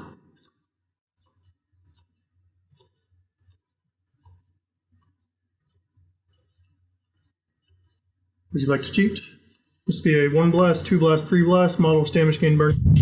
And I have a built in blaze. Cheated to a 15. So matching right now? Yeah. We'll take my burn in built-in blaze for just an extra burning +1. Yep. Double negative. Can't Black Joker because you've already Black Jokered this turn. Is there anything to give me a negative? No. Blaze of Glory. Just got that out of the way at least. Yeah. Damn. No Black Joker. Yeah. So how much damage? 1 blast. 1 and a blast. Alright, so she's down to 1. One blast, not great. Ooh, spooky. Well, you compare Deacon and Kavatica in terms of their personal efficiency. It's pretty stark. Just 1 burning 2. In fact, they missed that that doppelganger has cover because of the strap marker. You know, it's not worth reversing because let's see new models do stuff. Call the burn. But technically, that attack should have missed anyway. Yeah, we got it. Okay. Healing flip that doesn't matter. No time to lose my red. Yeah. Pyre into base contact with me. Okay. And actually, I'll do it like that, so I'm into the pulse of it. 2 inches, just get me through the doorway. I'm done. Okay. So I need to save over. I can do that with Agent 46. I don't really like to do it The that Deacon, interesting, is all of his tracks being 1, 2, 3. Move. You really need Reva's aura Burning 1 that I missed. to Okay. make his damage tracks reasonable. Point. Yeah. So we're gonna activate. But then, I mean, he then becomes pretty respectable at that point. You know, he's a Deacon Blaze, burning 2. You know, he's just We're just he does not have the survivability of a typical 7 stones because he's paying so much for all of his support capacity. gonna But then you get in awkward situations like this where take a shot. you may have put too much support in your Reva crew, and you know, I mean, on this turn, critical turn 3, Mike's going to end up taking 4 attack actions. You know, So we're gonna take it's a another. pretty rough look. 1, 2, 3, 4, 5 attack actions. I'm currently at And 60. none of them are, and you know, it should have even been 4 because the ski marker out to even do anything with those attacks. So no. Right, Yeah. so he's think playing you shovel and he's only getting like 5 attacks. If he's playing for points, he would have got 3 because there's a lot of support in this list 3 and a black. and a lot of stones spent on survivability and that, as we saw, the survivability didn't really hold up against Take focus Lucius action. Then I'm going to. I almost think Deacon needs to be playing You can take. much closer to the front, like with manipulative and self heal that's basically free, and the demise flaming too. You almost don't mind if he explodes and takes someone with him. Then I'm gonna stagger the Wanyuda. It's 5. Kavatica is currently activating, trying to get some free attacks out. 13. Okay. You wish to cheat? Nope. All right. He is staggered. Queller is done. Oh no, that wasn't That was Queller. the Queller. Lamp had left. Right. The folks in the Twitch chat are all about Queller. He's done a lot of work. You summoned it. Yeah, And then he died. Inside the Queller War. You should have been off the board. So it was a very good pick here in this you just have. Yeah. matchup. Because you've activated him. Guys, Lucius, don't mind me. No, Lucius is not. Don't mind me. Double walk, engage Lucius. Sure. Sounds good. I like it. All right. So the interesting thing is, he does get a pyre though, right? From the so you summon a corpse candle, it'll insta die, and then you get the pyre. It's still died, right? Draw cards, and I don't have it. But let's just go for heart of the cards. I'm going to activate Agent 47. You mean for Reva's activation a few bits ago? Yeah. 2 words. No, sorry, just in general. It was not a thing. Never mind. Yeah, when the corpse candle dies, it gets a pyre, but turning the corpse candle back to a pyre, turning the pyre back to a corpse candle, So he does not get to mimic it. right, you don't get any extra. Just pulling. Right. Other than Yeah, the yeah. places that she The has just placement, on the front of yeah. her car. Yeah. I know this is going to suck, but he might just charge. I think we may have missed it. There's a red token on that center. So I believe with the Doppelganger's activation is she did lure. She mimicked 46, then lured him, took her reposition trigger to move base to base with that. She just don't mind me, so she just flipped the strat back. Mm-hmm. It'd be interesting to see if Lucius can hold that center marker. I don't think so. With Doppel about to die, probably. Definitely not permanently, but maybe to the end of the turn. Yep. I guess Reva is out of 2 actions. How many wounds, though, does Doppel have? Because she's going to take 2 from burning, I think, with burning 5. And both of them, that feels kind of funny. No, we're good. So he is Okay, so swing on Reva. He's going to use his focus. 46 has used his analyze weakness to on your heels into Reva. Oh. Sad. Michael, oh no, that was Fox Flick. Black and 13 with his focus swing. So I'm beating you with 7 right now. Okay. Matching you with 6. They're down 3 to beat you. Okay. Agent 46 is unfortunately done. Ouch. Yeah. Woof. Yeah. Okay. So what do you have left? You're out of activations, correct? I just have Kavatica left. Yep. Kavatica's going to go. I can't save. No, I have the scribe left. I can possibly save. All right, let's try this. Kavatica. Scribe has condition removal too. Another one. Use his called out ability on Reva. It's 6 versus her willpower. I think the scribe can get to within 6 of the Doppel. On a It may need a stepper, something like that. That's the range of the N1 condition. So, we could scribe can strip the burning. I don't think it matters, but auras and pulse Pretty good place. by 3. And then I will discard this 1 to have Agent 46 take a swing on her. 6 versus defense. Gross. It's a 10. 14. All right. That didn't happen. We will attempt to startle Reva. With who are you activating? Kavatica still got it. That's an interesting combo I didn't see So we're gonna at first glance, is that Agent 46 is inhuman psychology where he can't be cheated against, lasts till the end phase. So if Kavatica gives, for our last action. Agent 46 more swings, can't cheat against Yeah. him. Yeah, that's cool. Are you a hero? Are you a hero, or is there any? Can I see the 10-inch? Get within 6. Pins all day. It's the steps. Oh, that's a good point. No, in the chat, He's gonna walk around to here. Nathan Hoyle pointed out Deacon. Deacon prevents the burning from being removed. Oh, magic. Needs a 6 to go off. This is heart of the card. I think he's about to get told that it's not going to work. Deacon can stop burning to be removed. Only on enemy. Friends. Only on friendly models, not on enemies. Oh, is it? Yay! No burning on. By Lives for the day. what? No, he's wrong. Yeah, no, that's probably an old thing. End of That's definitely wrong. They should. what? We're being told that Deacon is not ready. Oh, is it not? It's just enemy effects, not enemy models. 6 by enemy effects. That's the enemy part. Oh, not by friendly enemy effects. Okay. See, you lied to me. part. I misread it. Yeah. All right. So we'll know it going forward. Yeah. All right, so let's for the important part, die. So Kavatica should have hit him instead of. Yeah. All right. All right, so So are they letting it stand? Oh no. Okay. Yeah, she's dying. Marker back.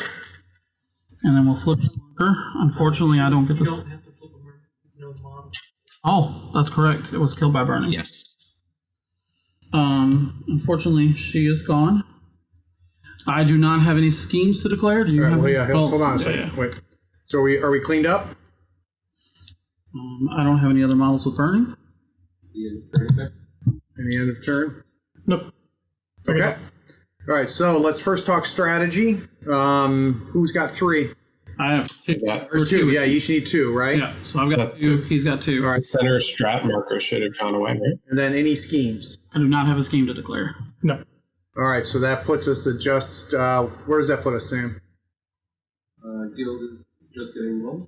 Yep. Each one is getting one. So is that That's 3-2? 3-2 guild. Going into turn 4. Turn 4. Ooh. All right. I still have a pass token. Interestingly, Deacon screwed Reva there. Oh, actually, yeah. So because the doppelganger was a free kill. Here in a second. yeah, And now he's going to have to work Ready. super hard to kill something else that is significant Followed us. next to a pyre and a scheme. He's got. yeah, that's actually a really good point because the burning. It gets the 28th.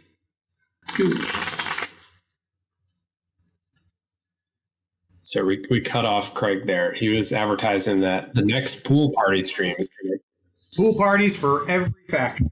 I saw the pool today, guys. He did not clean it up. It's still got reser parts floating all over. Now, see, on that note, I actually want to point something out. They were ducking a little bit. Can you say when the next pool party? Yeah, the next pool party is the 28th. And so it's a week from this coming Tuesday. It'll be the Bayou pool party. Just for any of my Steam Power Scoundrel friends out there, we were talking about this, that Craig did not remember to put Drowned in the Resurrectionist pool party, so I brought him the Drowned to make sure he wouldn't forget. All right, great. Thank you. All right, so let's take a look at hands. Let's do it. Last 2 turns. We'll go ahead and stone for cards. We've got stoning. I'm good where I am. Guild is happy. Throw What is our 1 and 2. stone situation? So we've got I got three and I left have 3. for Reser. Both have 3 stones left. Yep. All right, so let's start off with Reser. Turn your head there, Maeve, if you don't mind. Yep, gotcha. Okay, so this is Reser's hand.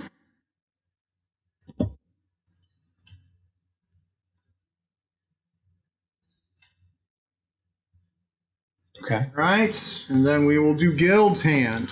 I forgot to activate the investigator on that turn, bud. Oh, Uh-oh. This is Guild. That's how influential he's been in this turn. All right. Both hands are pretty good. Good luck. All right. Yeah. 2, correct? yes. Yeah. I have a feeling we're going to be throwing a bunch of severes in these first 2 activations. Yeah. See, what do I have? Michael did play good, Agent 40. based off that bad hand that he had in the previous turn. And health. No, he's not super far behind, even though that one Reva activation was really bad. Agent 46 has jumped up in the middle here, and he's probably the next person that could be potentially scored for deathbeds. So I imagine everything is going to go into 46, and Reva has the cards to make it work. The other unfortunate thing about that 46 play is now the lamp may just go backwards instead of forwards, and that's going to hurt for bait and switch. Over But- here, Despite all that, I mean, bait and switch is basically, that second point is hiding. pretty much free at this point. There's no shot that any Reva mono gets into the corner. Kavatik is blocking. And we'll come in with Burning 1. You get a pass token. Yep. So going back to why the Deacon play actually was really bad. Not that his play was bad, but that it ended up inadvertently messing him up. Agent Is 40. that 6 against. since the Doppel died from a condition, it did not flip the center marker to neutral. Last turn. Let's replace Whereas if he had been able to kill it, he would have flipped the center and potentially summoned. this. So, can I see your 12-inch marker?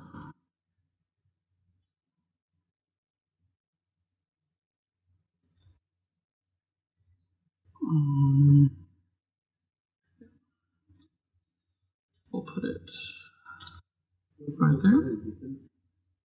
Okay. So 6 against willpower. Yep. Willpower 6. Ouch. All right.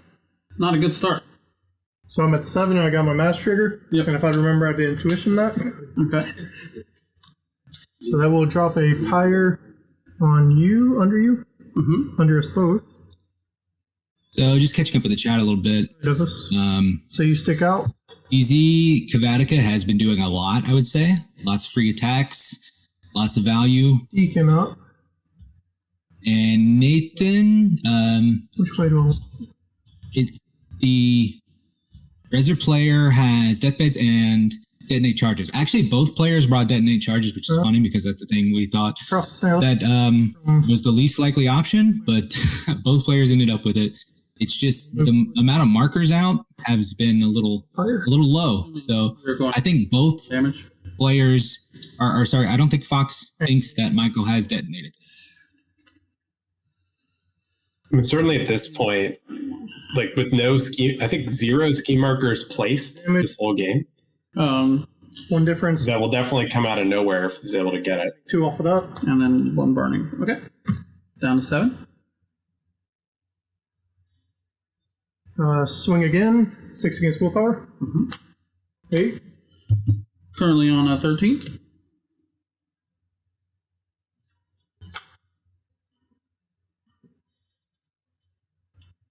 Go to a 15. Okay. Oh, I forgot to move Deacon back there. This is your second action, correct? Yes. Okay. All right. I'll cheat up to a 17. All right. Okay. And third action? First, we are going to bonus action Lantern's Lights, 7 against willpower. 18. Red Joker is 20. Well, there you go. How much health do you have left? I have 7 health left.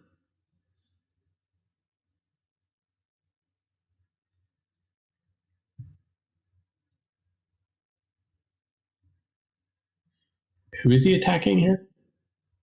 I believe it's Reva punching 46. Gotcha. Okay.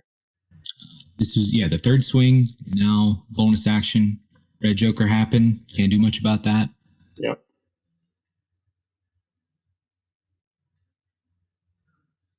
We're going to try to immolate. Okay. Just see if we can. 6 against... Oh.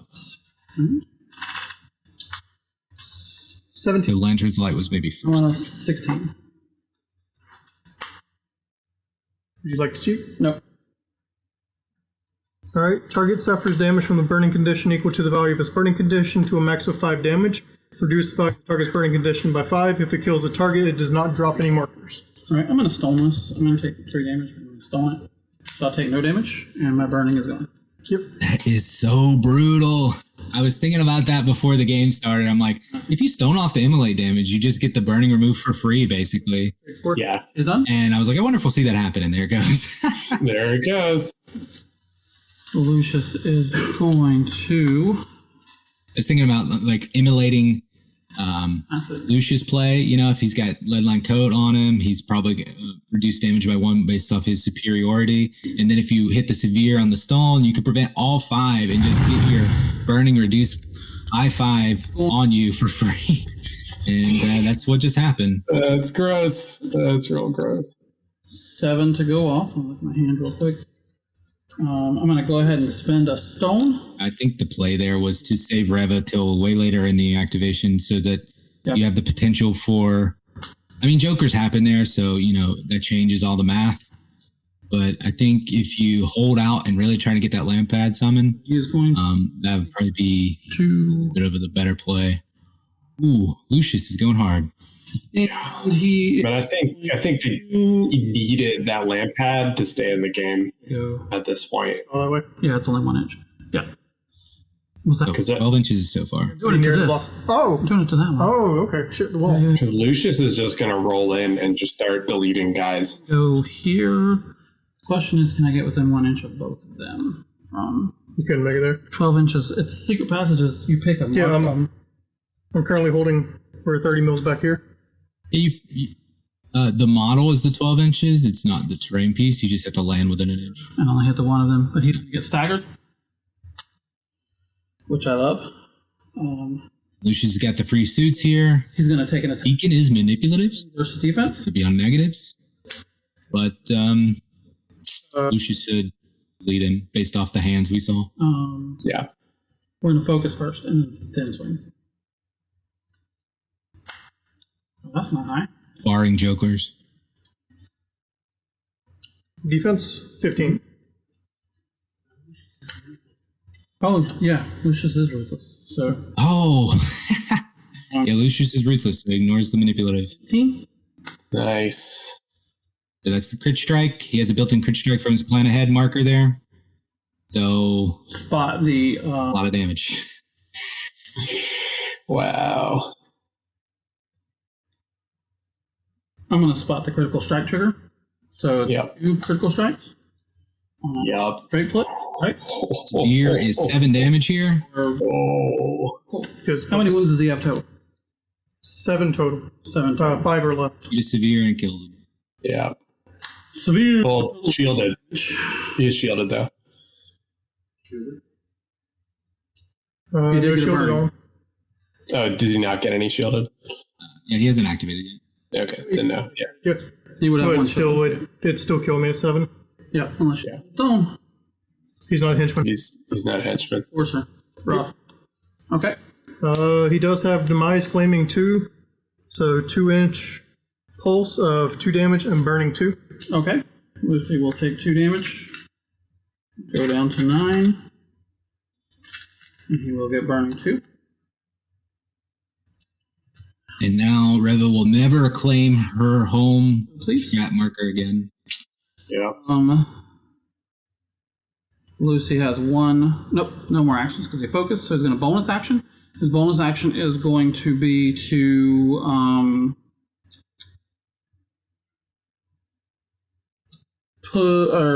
target Agent 46 with you have your orders. It's a 5 or better. So it goes off. I should have spent the stone, but that's okay. So it's going to push him 2 inches, which is going to give him 1 burning. So he's going to walk. 1, 2, and then he's going to take a walk as his other action, which will be a 6. So he's going to walk all the way down to here. And then he Such a good bonus action. draw a card, Yes. That's real good. and Lucius is done. I've been messing around with Ivan too, who has some similar vibes in terms of their bonus action, which is they get their keyword, a heal, and like something extra stuff, and there's no comparison. Having a duo model take a bonus action is so mid in comparison to having I was going to try to hovering the flame keyword models do all of the stuff. Yeah. It's fantastic. trigger on that. So 5-inch move. And then we're just going to charge. Good. 6 against defense. Matter 9. Currently at a 14.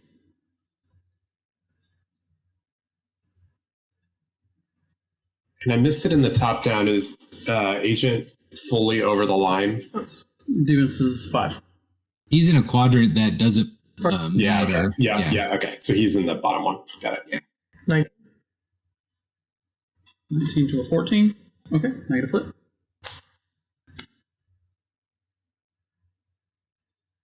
Read into it coming up. Anything. Do get burning 1 because I moved through. No triggers. Ooh, Oh! how much 4 damage? and burning 1. Wow. I'm gonna stone it. And take 3. Where does that leave Agent 6? Down to 4. Agent 46 is down to 4 wounds. Yep, and he has burning 2 now. Okay, Last attack. 6 against defense. absolutely. 13. 17. 18. Okay, negative flip. 3. And burning 1. All right, he's down to 1. Down to 1 and burning 3. Yep. Yep. That is it for the lamp pad. And So the lamp pad popped off, okay, burning 1 back to and he moved to a position that makes it harder for bait and switch to be scored by Fox. full 8. Because That's I mean, I think Yeah. that bait and switch point is just that's not going to happen. But he'll get the free one at the end of the game, which means he's basically on 4 points right now. 4 to 2 with if he thinks it's let them bleed. Cards left in hand. You might be sweating a little bit Three cards left. with that hit that just came out, but hilariously, it won't actually matter because he doesn't have let them bleed. Guild Steward ain't gonna reach him anything. Yeah, it's pretty hard to stop sweating when you're on fire. Yeah. What's the spread? The scribe is right there. There's an aura he has about cheating with discarding. Yeah, it's not. And it's a 6-inch aura. You're correct. He is within 6 of the. So you would have to discard the cheat. So we have 5 atones? Yep.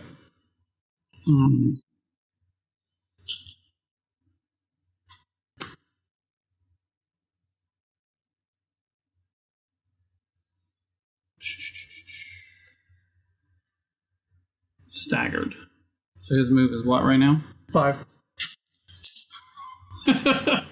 We'll go fast. Bonkers. He zoom zoom. Absolutely bonkers. Okay. The fire on him is just because of friction burning. Right. Oh man, I don't even know who to go right now. I don't think I have much of a good plan here. I mean, at this point in the game, if you're Michael, like, is there even a play? Like, what's your out here? How many wounds does he have? Because I'm having trouble seeing 7 wounds. Okay. where you go at this point. And how much burning does he have on him at the moment? Yeah, I mean, there are 3 significant models left, right? All right. Reva, Lamp, and Wanyudo. 2 corpse candles. No, didn't Reva go and then? I mean, left on the board. Oh, yeah, remaining. Yeah. Yeah, there's only 1 significant activation left. Vatica is You only have 3 significant models. I don't think any of them have incidental scheme dropping. inch marker real quick. Right? No, I don't think so. Yeah, Wanyudo does not. I think. So if Wanyudo can, Vatica's just going to walk I around. mean, he's staggered, which is rough. Are they? No. Okay. They have a 0-inch melee. But if Wanyudo can maybe set up the Have to stay in melee range. studs. And then we are going to target the Lampad with a called out action. It's 6 versus your willpower. Hold on. Might do something a little different. I want to see if I can get to. No, I don't think I can. Okay. So yeah, we're gonna do a called out action. It's 6 versus your willpower. On one unit. On Lampad. Basically, the only model that can get 2 11. boxes deployment is the Wanyudo, who is cost 7, so it doesn't matter. Not ruthless. And if the Lamp booked it to deployment, which could happen, right? 14. If he moves 15 inches, I think, in his activation. Yeah. Maybe that could get there, but then that's your deathbeds. Yeah. I mean, you're going to get the bait and switch either way, right? One. I wonder Scheme if marker they- there, or I wonder if they could remove that piece of terrain, like mark the edge 6 foot. and take it out. And you could get a good camera view of the whole action. 16 the next one, I guess. Yeah. under pressure trigger. So it'll push her 2 inches away. Discard the cheat. No, Reva's. Well, maybe. No, I'm nowhere near him. Am I? I am. You are. Throw away this 9. Okay. So we're pushing the 2 inches. Yeah. Push her, the target, 2 inches away from me. So we're just going to have her push back. I can move her if you want. Since we're right here. Push her back. The cool thing about Emulate is Burn. the enemy only summon is And he is not like significant only or anything. So you could like just print Lamplads off of Bayou Gremlin, or in this case, the Scribe. Yeah. That's a very interesting thing I didn't see. They're both slightly useful. Can be kind of an interesting thing. Your opponent declares Reva, maybe you declared Somer, and now you're like, oh, I got to play Somer 2 because Somer 1, I usually summon so much chaff. In this case, my chaff just turned into 8 stone models. Yeah. That's rough. I'm going to walk up and then try to Death Urge on Lucius. 5 against willpower. Woo! That's big. But using my focus. Okay. I'm never going to get another use But for that's anymore. also big. So 19. 18. You do have to discard a card or be on a negative because of flexible morality. So the 5 would not have came out. Just shuffle it in. All right. Anything else? Nope. Okay. Okay. Done. Scribe is going to go. He's going to be kind of stupid, I think, here. He's going to... In retrospect, I really wish that summon on Reva was leader only. Because there are some pretty nasty combos you could do with that. All she really needs to be is in a list that has a bunch of chaff that she could sacrifice to reduce the damage to 0. And then you could just go around lighting stuff on fire and then turning it into lamp heads. You have how many cards left here? None. Okay. Oh, how much did you have? A 17? 17. Okay. Then I'm still not cheating. And then he is going to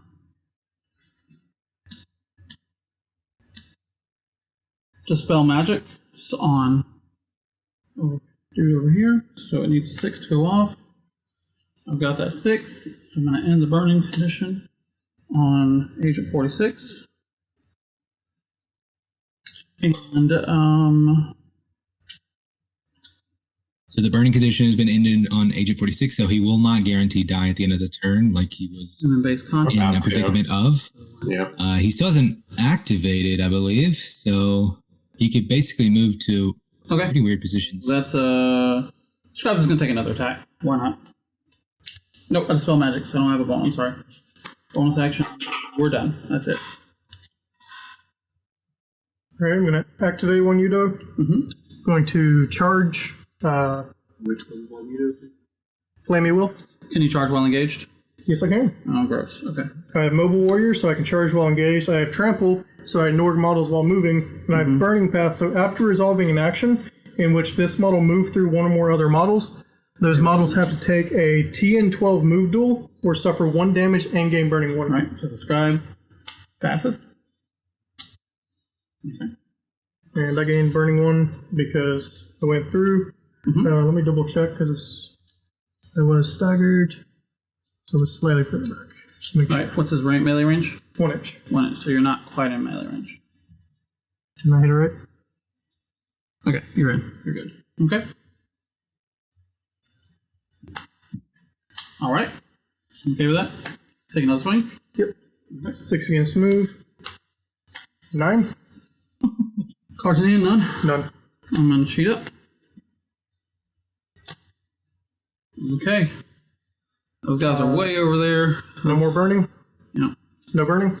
He has no burning on now. Your other has guy one. passed it. Passed Yes. it. No, he passed it, so he doesn't have any. And I'm done. Okay. Stuart, can you even get there? Like, what are you doing? Stuart is gonna walk Huh. 1, I don't know where Mike's hand went. Yeah. 3. He only took 4 attacks that could have been cheated, but was unable to cheat the 5th one that would have killed Agent 46. Probably a little too much cheating defensively. Paying a ton of attention to those. Yeah, if Agent 46 dies, that would have been great. Currently, this is making it so Rezzers can only score 4 points now. Because will not score detonate, will not score deathbeds. I've got a little sliver of Has 2 strat. I guess it could score 5 to get 3 strat. No, that's like impossible. foul. Yeah, no, he has no models that can get the top That is right corner. Unfortunately, I'm going to use that. Or And he's lost his home Yeah. base 1 too, right? and committed Is back. his 2 significant models back to the only corner that he owns. Guild Steward. Yeah. So there's no way to score the strat. Burning going. Best case situation, gonna get 4 points. And it's not gonna deny Lucius his 4th point. So Lucius will be at 4 and just have to We're going to try to Death Urge loot. either grab another strat marker Bobby. or score that second detonate. Now those aren't Because of autos, so it could so 8. tie. 9. Try again. I guess, but I don't know how you, with only 2 significant models and the only source of ski markers being the interact action, I don't think it's possible to score deathbeds and detonate with no ski markers on the board. The big liability for Reva at this point is those little glowy green pass tokens that are sitting on the board ready to be collected. Yeah. You kill those corpse candles, first activation of turn 5. That means you out-activate by 2. Matters at this point. Which means you almost guarantee score detonate charges with the investigator, who still hasn't done anything this entire game, and the queller, who drops the ski marker unresisted, and that wins the game. I think I can't kill either of them. I think on there. He has 8. He has how much? 7. 7. Yeah, I can't kill either of them on that activation. So I think I'm just gonna nuke Reva. Yeah, 6 versus her defense. If it wasn't turn 4, there would be a play where 46 could, disengage and walk back to his deployment, Right, so that he's bait for the lamp pad, right? Go over there, kill me. I'm going to drop a ski marker. I'm going to score bait and switch. But because we're going into turn 5, hasn't been scored, you're going to score the second point anyway. It's kind of irrelevant. 3. What was this, the queller? No, the queller, yeah. Okay. And so 3 in a blast. The blast is not going to hit anybody. The stone. Okay. Take 2 of them. Where does that leave Reva? 7. She's got Right. 7 left. We're going to shoot her again. That's not good enough. And then bonus action. She has all kinds of burning on her. I want burning to stay on her. She's already staggered, correct? Correct. Yeah. Okay, he's done. And I got Agent 46 left. There's really very little Agent 46 can do, unfortunately, at this point. Because it can't get away. But we're just going to try anyway. We're going to Twirling Blades on the... Does one Udo have an explosion or anything it does when it dies? No. Okay. We're going to... What are its defensive abilities? None. None. Sweet. We're going to swing the one Udo.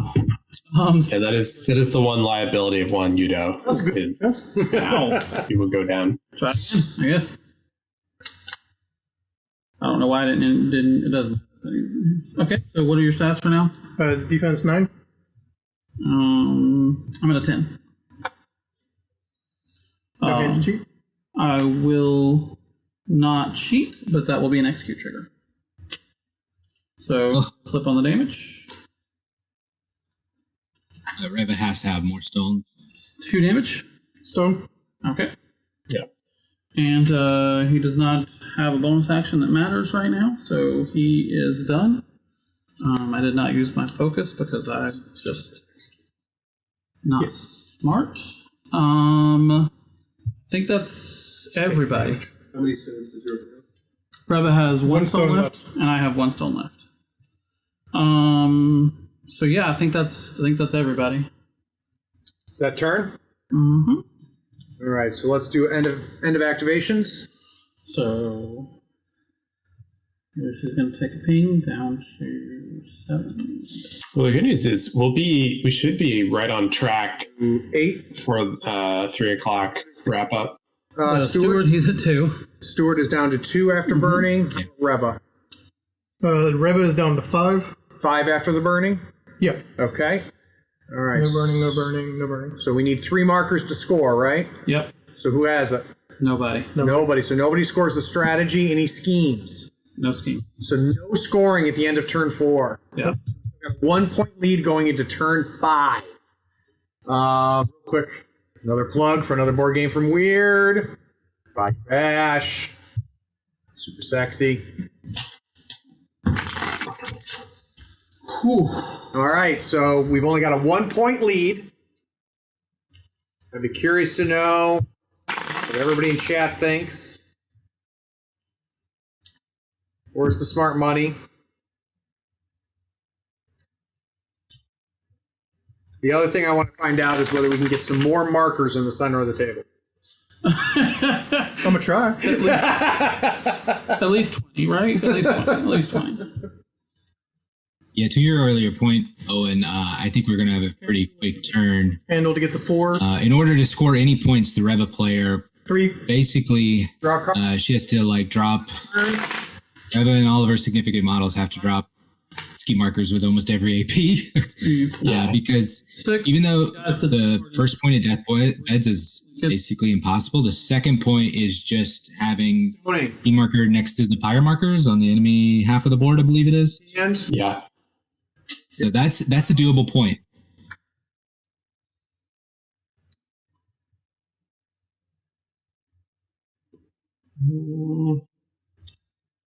Okay.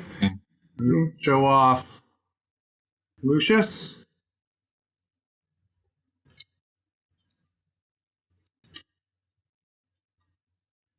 Let's try that again. Sure everything's facing the right way. All right, here we go. Lucius's hand.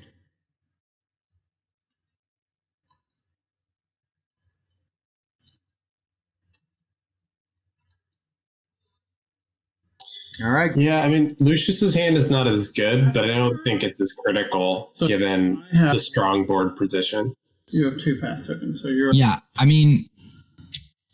Like, all Fox needs to do now is just deny a single point, and then it's done. So... Yeah, so the Reva player to play for the tie/win would need to basically spend every AP dropping ski markers in order to get detonate and deathbeds. That's 4 ski markers that they need out. And if they do that, they're effectively not going to kill anything, which means the strat is scoreable. The hybrid play is maybe the best play, in which case Reva could only go for the deathbeds point by just dropping a couple ski markers.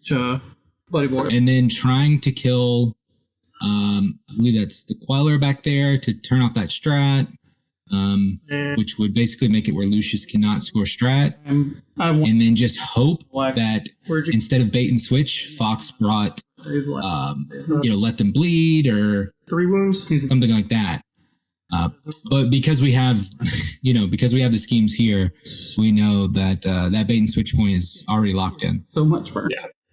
Well, and would let them bleed 46 be deniable at this point?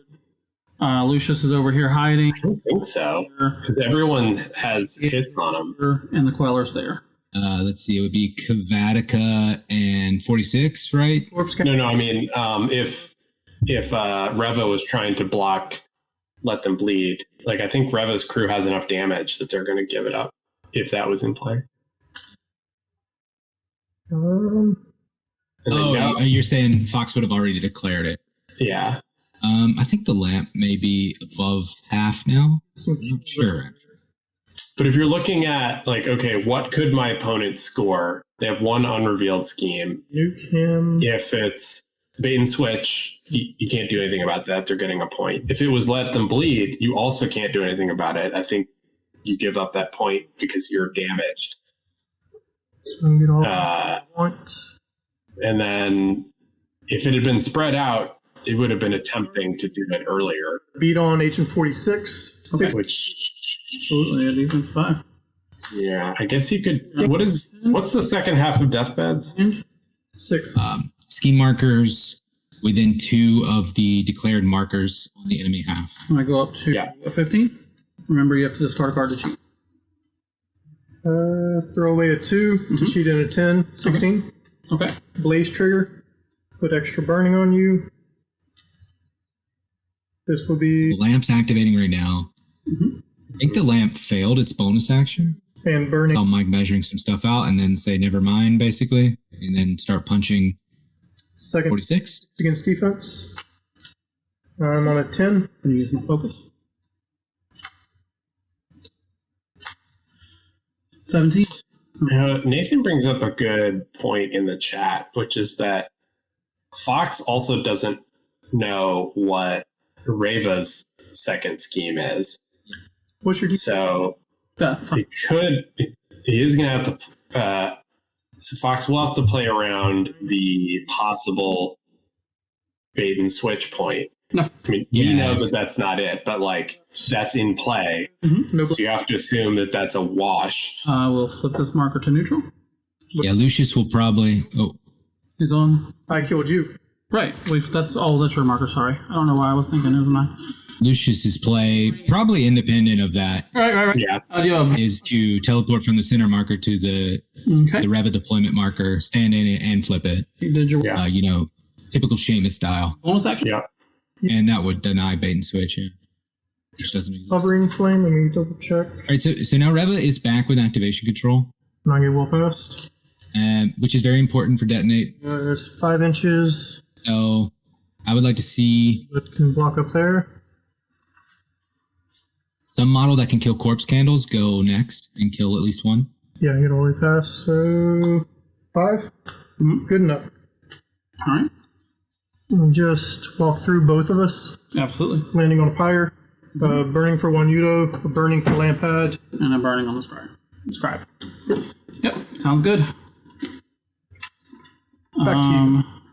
Beautiful. So the lamp was the only model that could deny bait and switch, so that is locked into 4 now. Yeah. Which I don't think he had the move to get there anyway. Maybe 15 inches is one. Well, is a bit, yeah, but if you've done no. the bonus first and Yeah. then just double locked, Kavatka it might have gotten there. needs a 5 to go off. Doesn't go off.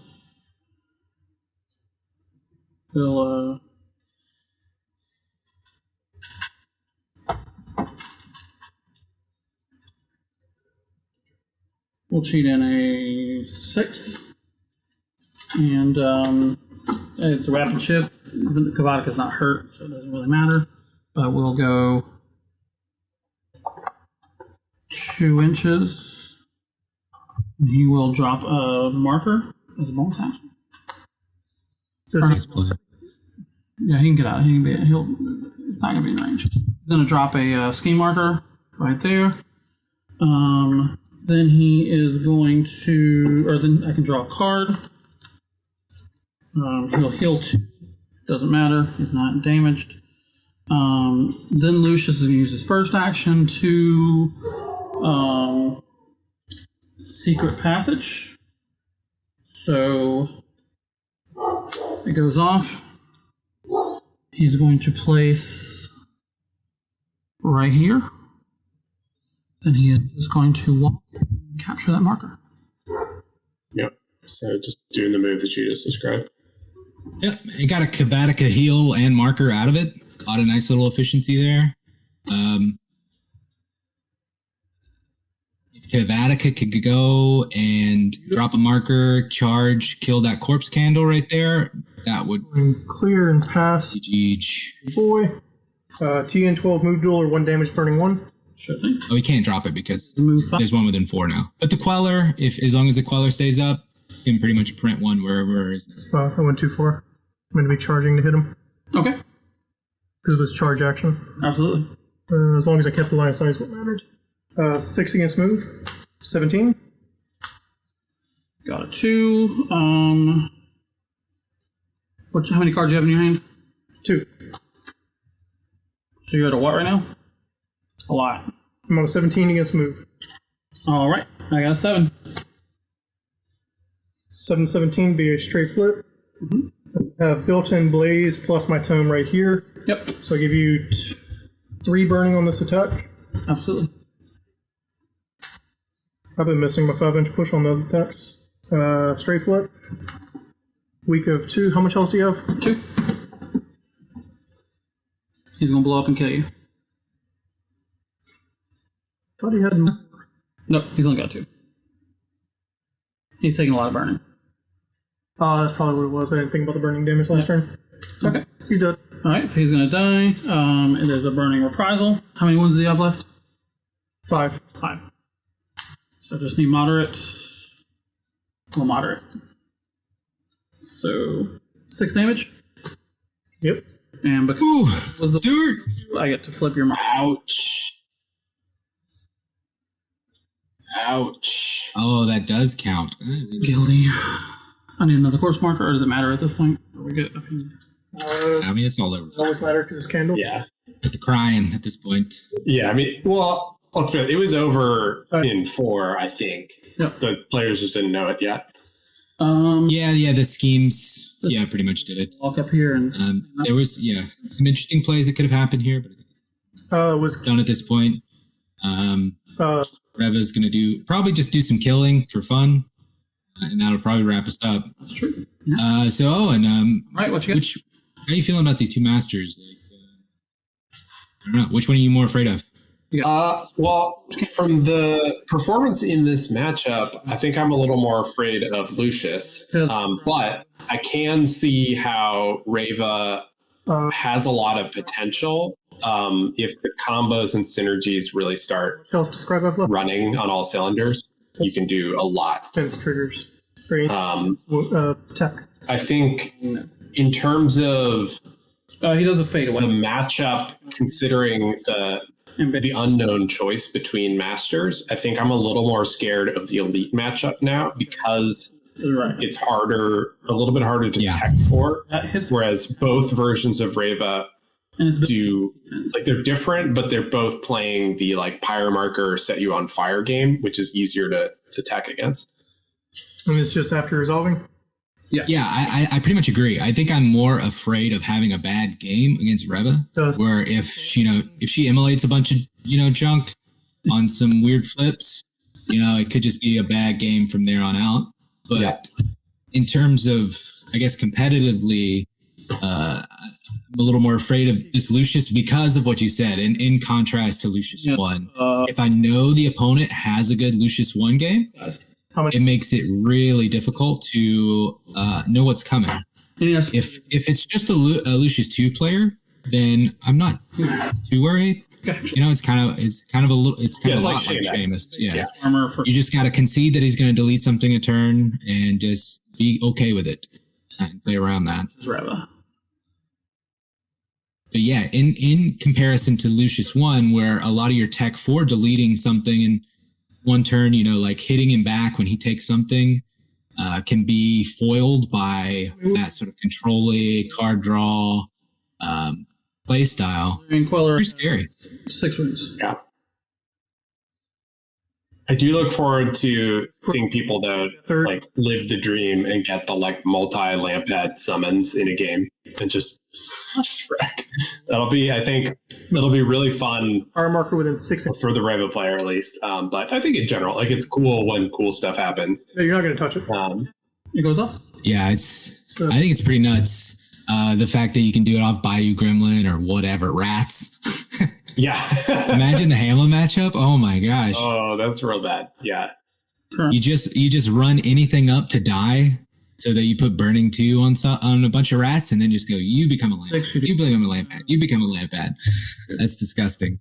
The funny part is, I feel like in that matchup, like if you find out it's Reva and you've declared Hamlin, I think that's when you have to go Hamlin too. I'm to think of and go for a more obey oriented rather than like rat spam oriented. Yeah. I'm very scared of this Reva in a multi-master environment.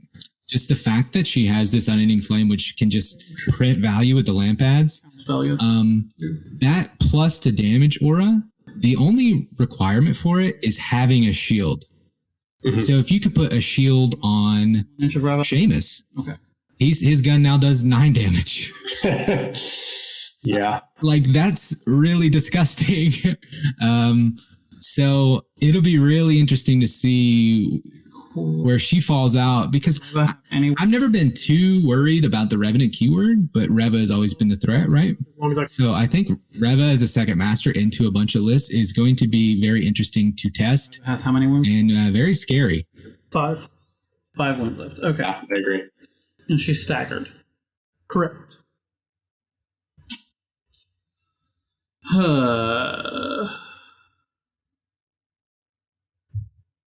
I don't know what all the combos you can put shield on, but is very. I'm sure there's something. I'm gonna figure it out. I'm gonna be I hate this. What do you have left in your hand? 1. Okay. You have one card left in hand. Ooh.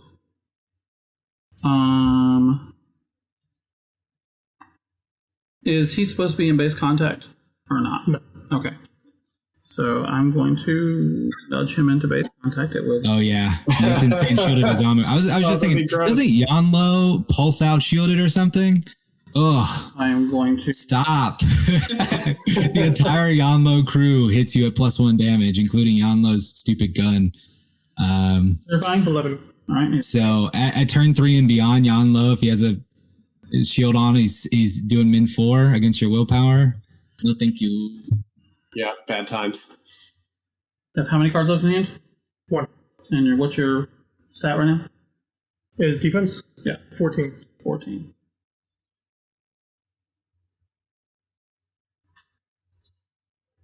I'm going to go up to 16 and... Are you cheating? Nope. All right, I'm going to spot the draw secrets trigger. Investigator's doing something. All right. Hey. Killed in the deployment zone for 4 turns, but he's out here drawing out secrets. 2 damage. That's gonna get detonate, I believe. I think so, yeah. Or at least that's the plan. That's gonna do us 5-2. I've got your back, targeting the Queller. Needs a 4 to go off. Doesn't go off, but I got a 4 right here to make it go off. I'm going to pull the Queller back to here. Burning? Yeah, we'll gain 1 burning. So Queller has 2 burning at the moment. And that's the scribe done.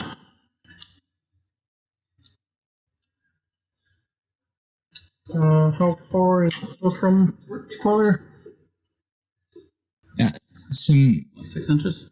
So the interesting is, so with bait and switch, Fox cannot score 2 points on that. So Fox has already got the 1 because the Reva player is not going to make it to the deployment zone. Correct. So the only point that is even in contest is the third strat point for Lucius. Mm-hmm. And For like the second time in the whole. I can't tell if that upper right hand corner is claimed. It looks like there's a red token there. Yeah, I think that's claimed. There's a model next to it. I think all Reva can do is kill something in one of the quadrants to. I'm not sure what that is. I think that's the investigator. Oh yeah, I see a bag. Yeah. The investigator grabbed that. So someone hit draw out secrets. Well, there you go, Nathan. I was right. It was 7 points for 1 VP. So game's over. Gotta go work. I'm going to walk and charge to be the other side. You're staggered. Yeah, we're gonna be 6-2 at the end of it. No way detonate. 6-3 if Reva just decides to score that point off of putting some pyros out and steams out. 2 from where I'm at.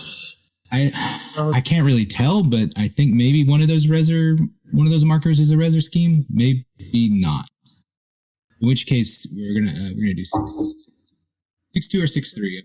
Lantern's light on the. Oh, did you want to ping the Queller for 1 with your ability? Yeah. And the only model that can be killed to turn off a strat is Kavatica. He's the only one in the home corner. Mm-hmm. But Kavatica's kind of a tank. He has disguised, so Reva would have to walk and then put all the burning on him and then immolate him. But she will have conditions on him, so he reduces all damage by 1 from that.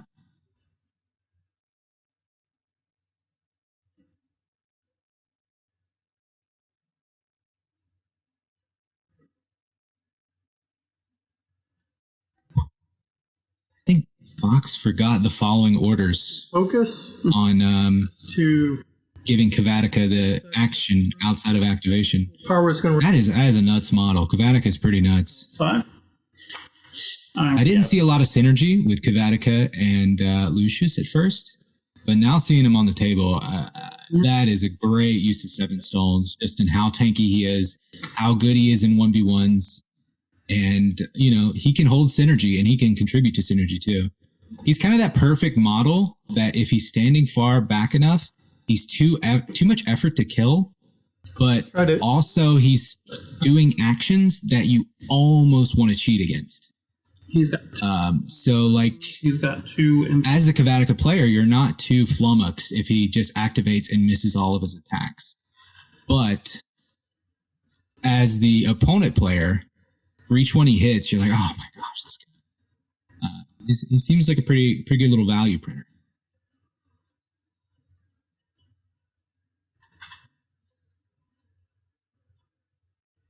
We're going to try to emulate the scribe. Yep. 20 Oof. or no, 19. Yeah, you nailed him. Look at that. You get your Lampad summon. Oh, what? Oh, there we go. This is 2 damage, reduce the burning by 2. Ah. Kill the scribe, made it into a Lampad. Go down to 1. Yeah. Is he going to fade away? You can't. Black Joker takes away all. It doesn't take him away, it just doesn't add 1. This versus defense or willpower? Defense. Okay. Yeah, I will reduce damage by 2 and I'll fade away, that's fine. Oh. Okay, so it takes 1. Scribe is so good sometimes. Yeah, because I guess if he'd gotten a new Lampad, does it come in slow? Yes. No, never mind. Yeah, they wouldn't be able to do anything. Can't cheat. Why not? Oh no, you can cheat. Shit. That's what I needed to know. But it could have did some weird stuff about like maybe killing the other Lampad. I don't know what health it is, and that would deny the detonate. Spell. Counterspell, sorry. So you can. I just don't have a trigger. Alright, you don't have to trigger. Okay, that's fine. So 18? Yep. So it's going to do 2 damage to him. Yep. Alright, he'll It's the best I can do off of all he'll this. shielded to take 1. He'll go down 1. So I got 4. Yep. You have 1 more action? No, because I focused before I did my Okay. bonus. Yeah. You have. Having several Dispel Magics kind of really screws what I need to do with any of this crew. I guess Queller's just going to walk down here and cap that one. Well, I got my third, so. I don't need Were you not engaged? No, he's way out of 1. He's way out of 1 inch. But I don't need to do that because I have 2. You've only got hidden left, right? Correct. And you don't have. Can they create pyro markers? Only if they die. When they die. And they don't have any damaging abilities, correct? They do. And if they kill you, you do turn into a pyre, so there is threat of pyre and everything if I somehow were able to move the move 4 model action. Right. All right. How much burning does he have right now? Lampad, 2. 2. Okay. Queller is going to go. Queller is going to shoot the Lampad.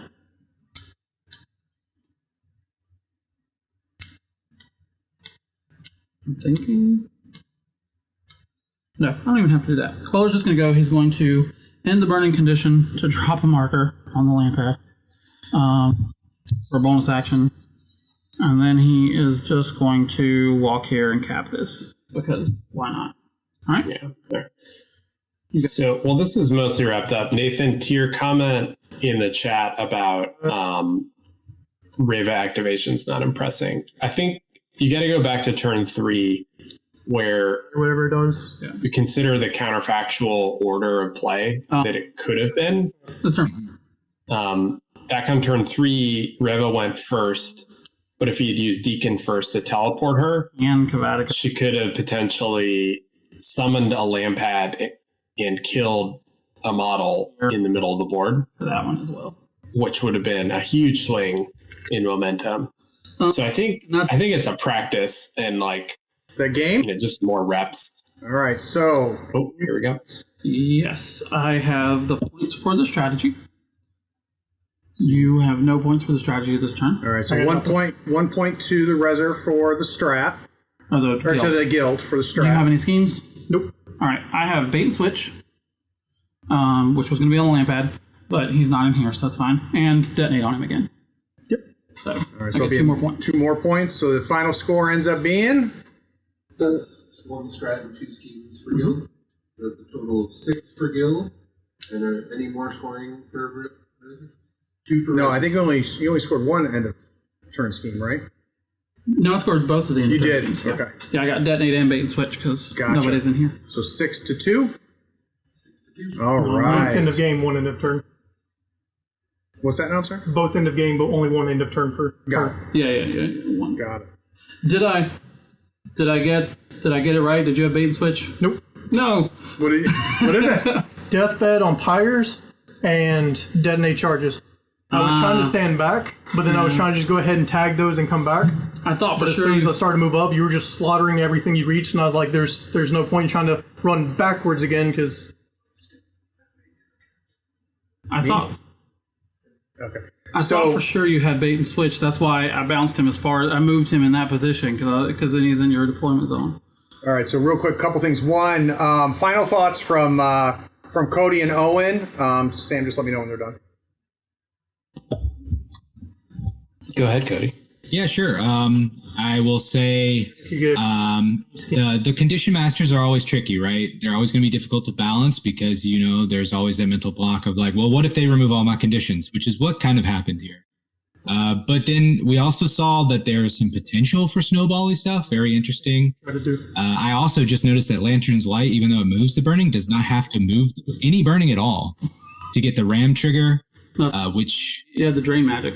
That really opens my mind to her potential as sort of a gunline master, or maybe someone who doesn't actually want to play with their keyword as much, which may be an interesting audible position. You play Reva, you go keyword, you play Reva 2, you bring your versatiles. go. No burning, no reason. In terms of Lucius, he did Seamus-like behavior, which is that's very cool. I like him. He's a very pretty model. The biggest thing in terms of the models, I'm not a big spell effects fan, but that Deacon Heelcrest model, that guy is sick. Those flames out of those books, that is very cool. What do you think, Owen? Yeah, I mean, I think you pretty much hit it there. I think in this particular matchup, Reva didn't quite perform, but I think looking at it, thinking about it, The original plan, doing a few more reps, I think if you reran this match, like a pyre that area. it really would be anyone's game. Or drop another Completely agree, yeah. play in my own little area. So, I think we can throw back. Thanks to both Owen and Cody. Fantastic job, both of you, and I can't thank you enough for sitting through it. I got to say, we got this done in 3 hours, which is pretty impressive because these are relatively new masters for both of you. It was really good. So a couple of quick questions before we wrap up. One, now that you saw how things played out, Mike, what would you have changed as far as crew makeup? Anything? Or was this the right crew? Personally, I would have went with something I always try to play, which is just way more terrifying. Terrifying is just really good. But I was trying to kind of stick in the keyword and sort of play off of her theme, so I only took a few of the upgrades. I'd probably have just dropped the Draughter and just taken more land pads. Gotcha. I was afraid I was going to have too many and not be able to summon whenever I wanted, so I was trying to only go with one. Yep. But I definitely think land pads are way more valuable now. And they just have the mobility to get in and out. They can run the schemes. They do the damage. Land pads are the golden child that I just should have taken way more of. Gotcha. Overall thoughts on the new... I like it. I just should have played it a bit differently. My first game plan was to just stay back here where I had my wide open area and just scatter pyres everywhere. And if she ever got anywhere near me, just start mobilizing everyone around, push 2 inches this way and that way and just screw with it. Detonate charges, have scheme markers everywhere to just push around and beat whatever I wanted. But I was trying to move up and get the turfs early to at least waste some time, and I moved a little too far out. So when you play her again, what are you excited to try out? So what did you think that you really want to flex with her the next time you give her a run? I'm probably going to try Vincent just for the cremation, because I don't know if they can really tell on camera, but I got corpse here. So many corpses. Here, and probably one I'm not even seeing somewhere. And so I just need more ways to do something with those corpses. And cremation on Draugr or Vincent would have been a really good way to just try to get more use out of those. Yeah. I was bringing Shieldbearer with Loot their corpse, but he died way too early to ever give him stones for him. Yeah. I was planning just profit, but I need something to do with those corpses. All right, so Maeve, obviously it's much easier because you won. Right, But right. anything you would have changed in your crew that you think would have made your job made it less work? I think the investigator didn't. Well, I forgot had a whole activation on him for one turn, so that kind of like shows how much he did. I think him as a lawyer probably would have been better. It would have thrown me some more shielded, made things could have made that doppelganger survive longer, and more card draw. So if I was to play it again, I would probably change out the investigator for a lawyer. But overall, the crew did exactly what I wanted it to do. It was more resilient than I thought it was going to be. It was much more killy than I thought it was going to be. Like, Lucius is just an absolute beast. Do you think that we'll see a lot more Lucius now that we see this title? I think that the uncertainty of which Lucius you're going to get is going to make it more fun to play him. Are you going to get the sit back and command Lucius, or are you going to get a Lucius that'll pop around the board and just pick a model and murder it? Seamus Lucius. Yeah. I mean, he's actually a little bit more peekaboo than Seamus now. I mean, that double crit strike turn was just It does take a lot of thought on where you're going to put your planning ahead marker. You do have to really think about, and I got pretty lucky that everything got centered on the board, so I was able to. But in a game that's much more spread out, that becomes a little more difficult. The Queller pick, he did a great job because I was able to copy attacks and pull burning off. The drain magic, being able to get a built-in drain magic was really good because it just ate his hand up, which is what I needed. So maybe if thinking about a pivotal point, if there's one interaction or one decision that could have gone different that would have changed the results, can you think of what the pivotal point, something that went your way, do you think ultimately led to you winning? If he had managed to kill the doppelganger before it got the point, that would have been harder. My game would have been a lot harder. I would have had to have reconfigured how I scored points. Yeah. So the fact that the doppelganger just lived is a big deal, and that's really attributed, I think, to the fact that I just ate his hand alive. Yeah. How about for you, Mike? Is there an interaction or a moment you think that if it had gone a little bit differently? If I'd just been a little more aggressive with Deacon early and had him in place, because having, I think it's 3 Dispel Magics in the crew, 2 or 3, really was locking me out of the key moments. Yeah. Because the thing I didn't get to show off is Reva's Immolate, where you nuke them for their burning, has a built-in tome trigger to whenever they die, you summon a lamp head off of them, but it's a once per turn. And every time I was getting close to it, I had my hand set and I was ready. Dispel Magic just cleaned it off, healed them back, and I was nowhere near where I was putting all my work into. Yeah. The fact that Agent can copy it and then do it again, it's really good. If I'd just been a bit more aggressive early with Deacon and having him so they couldn't reduce burning, that'd have been a much different game. I'm just excited to win a guild game, and I don't have like any of the big guild players. Well, it's great because it's not the all comers list that we're so used to, right, with guilds. So it's interesting to see that potentially this new title opens up some models back within keyword for Lucius, which I think is great. Special thanks to Sam who was running the stream for us, who came all the way over here to do that. And of course, Jim was running the chat, so big thanks out to Jim. Big thanks to Kelly and Kim and the guys and gals at Weird. They were able to get us these models in time for us to get them painted and on the table, so their support is always very, very much appreciated. And my patrons. The reason we're able to do this is because of you guys and gals that help support us, so I really appreciate that. This coming Tuesday on the podcast, we've got our Savage Euripides deep dive. The patrons have already gotten it, and they have been raving about it. So let's make sure that we catch that when it drops on Tuesday. If you want to listen to it before then, for $1, as little as $1 a month, you can do that. And then, like I said, a week from this Tuesday, for my Malifaux fans, we've got our Bayou pool party. The first pool party was a huge hit. I think people really enjoyed the format, and the goal is to do it for every single faction. I think that wraps it up. So I'm going to step over to do a quick raid, but I appreciate everybody watching. Take care.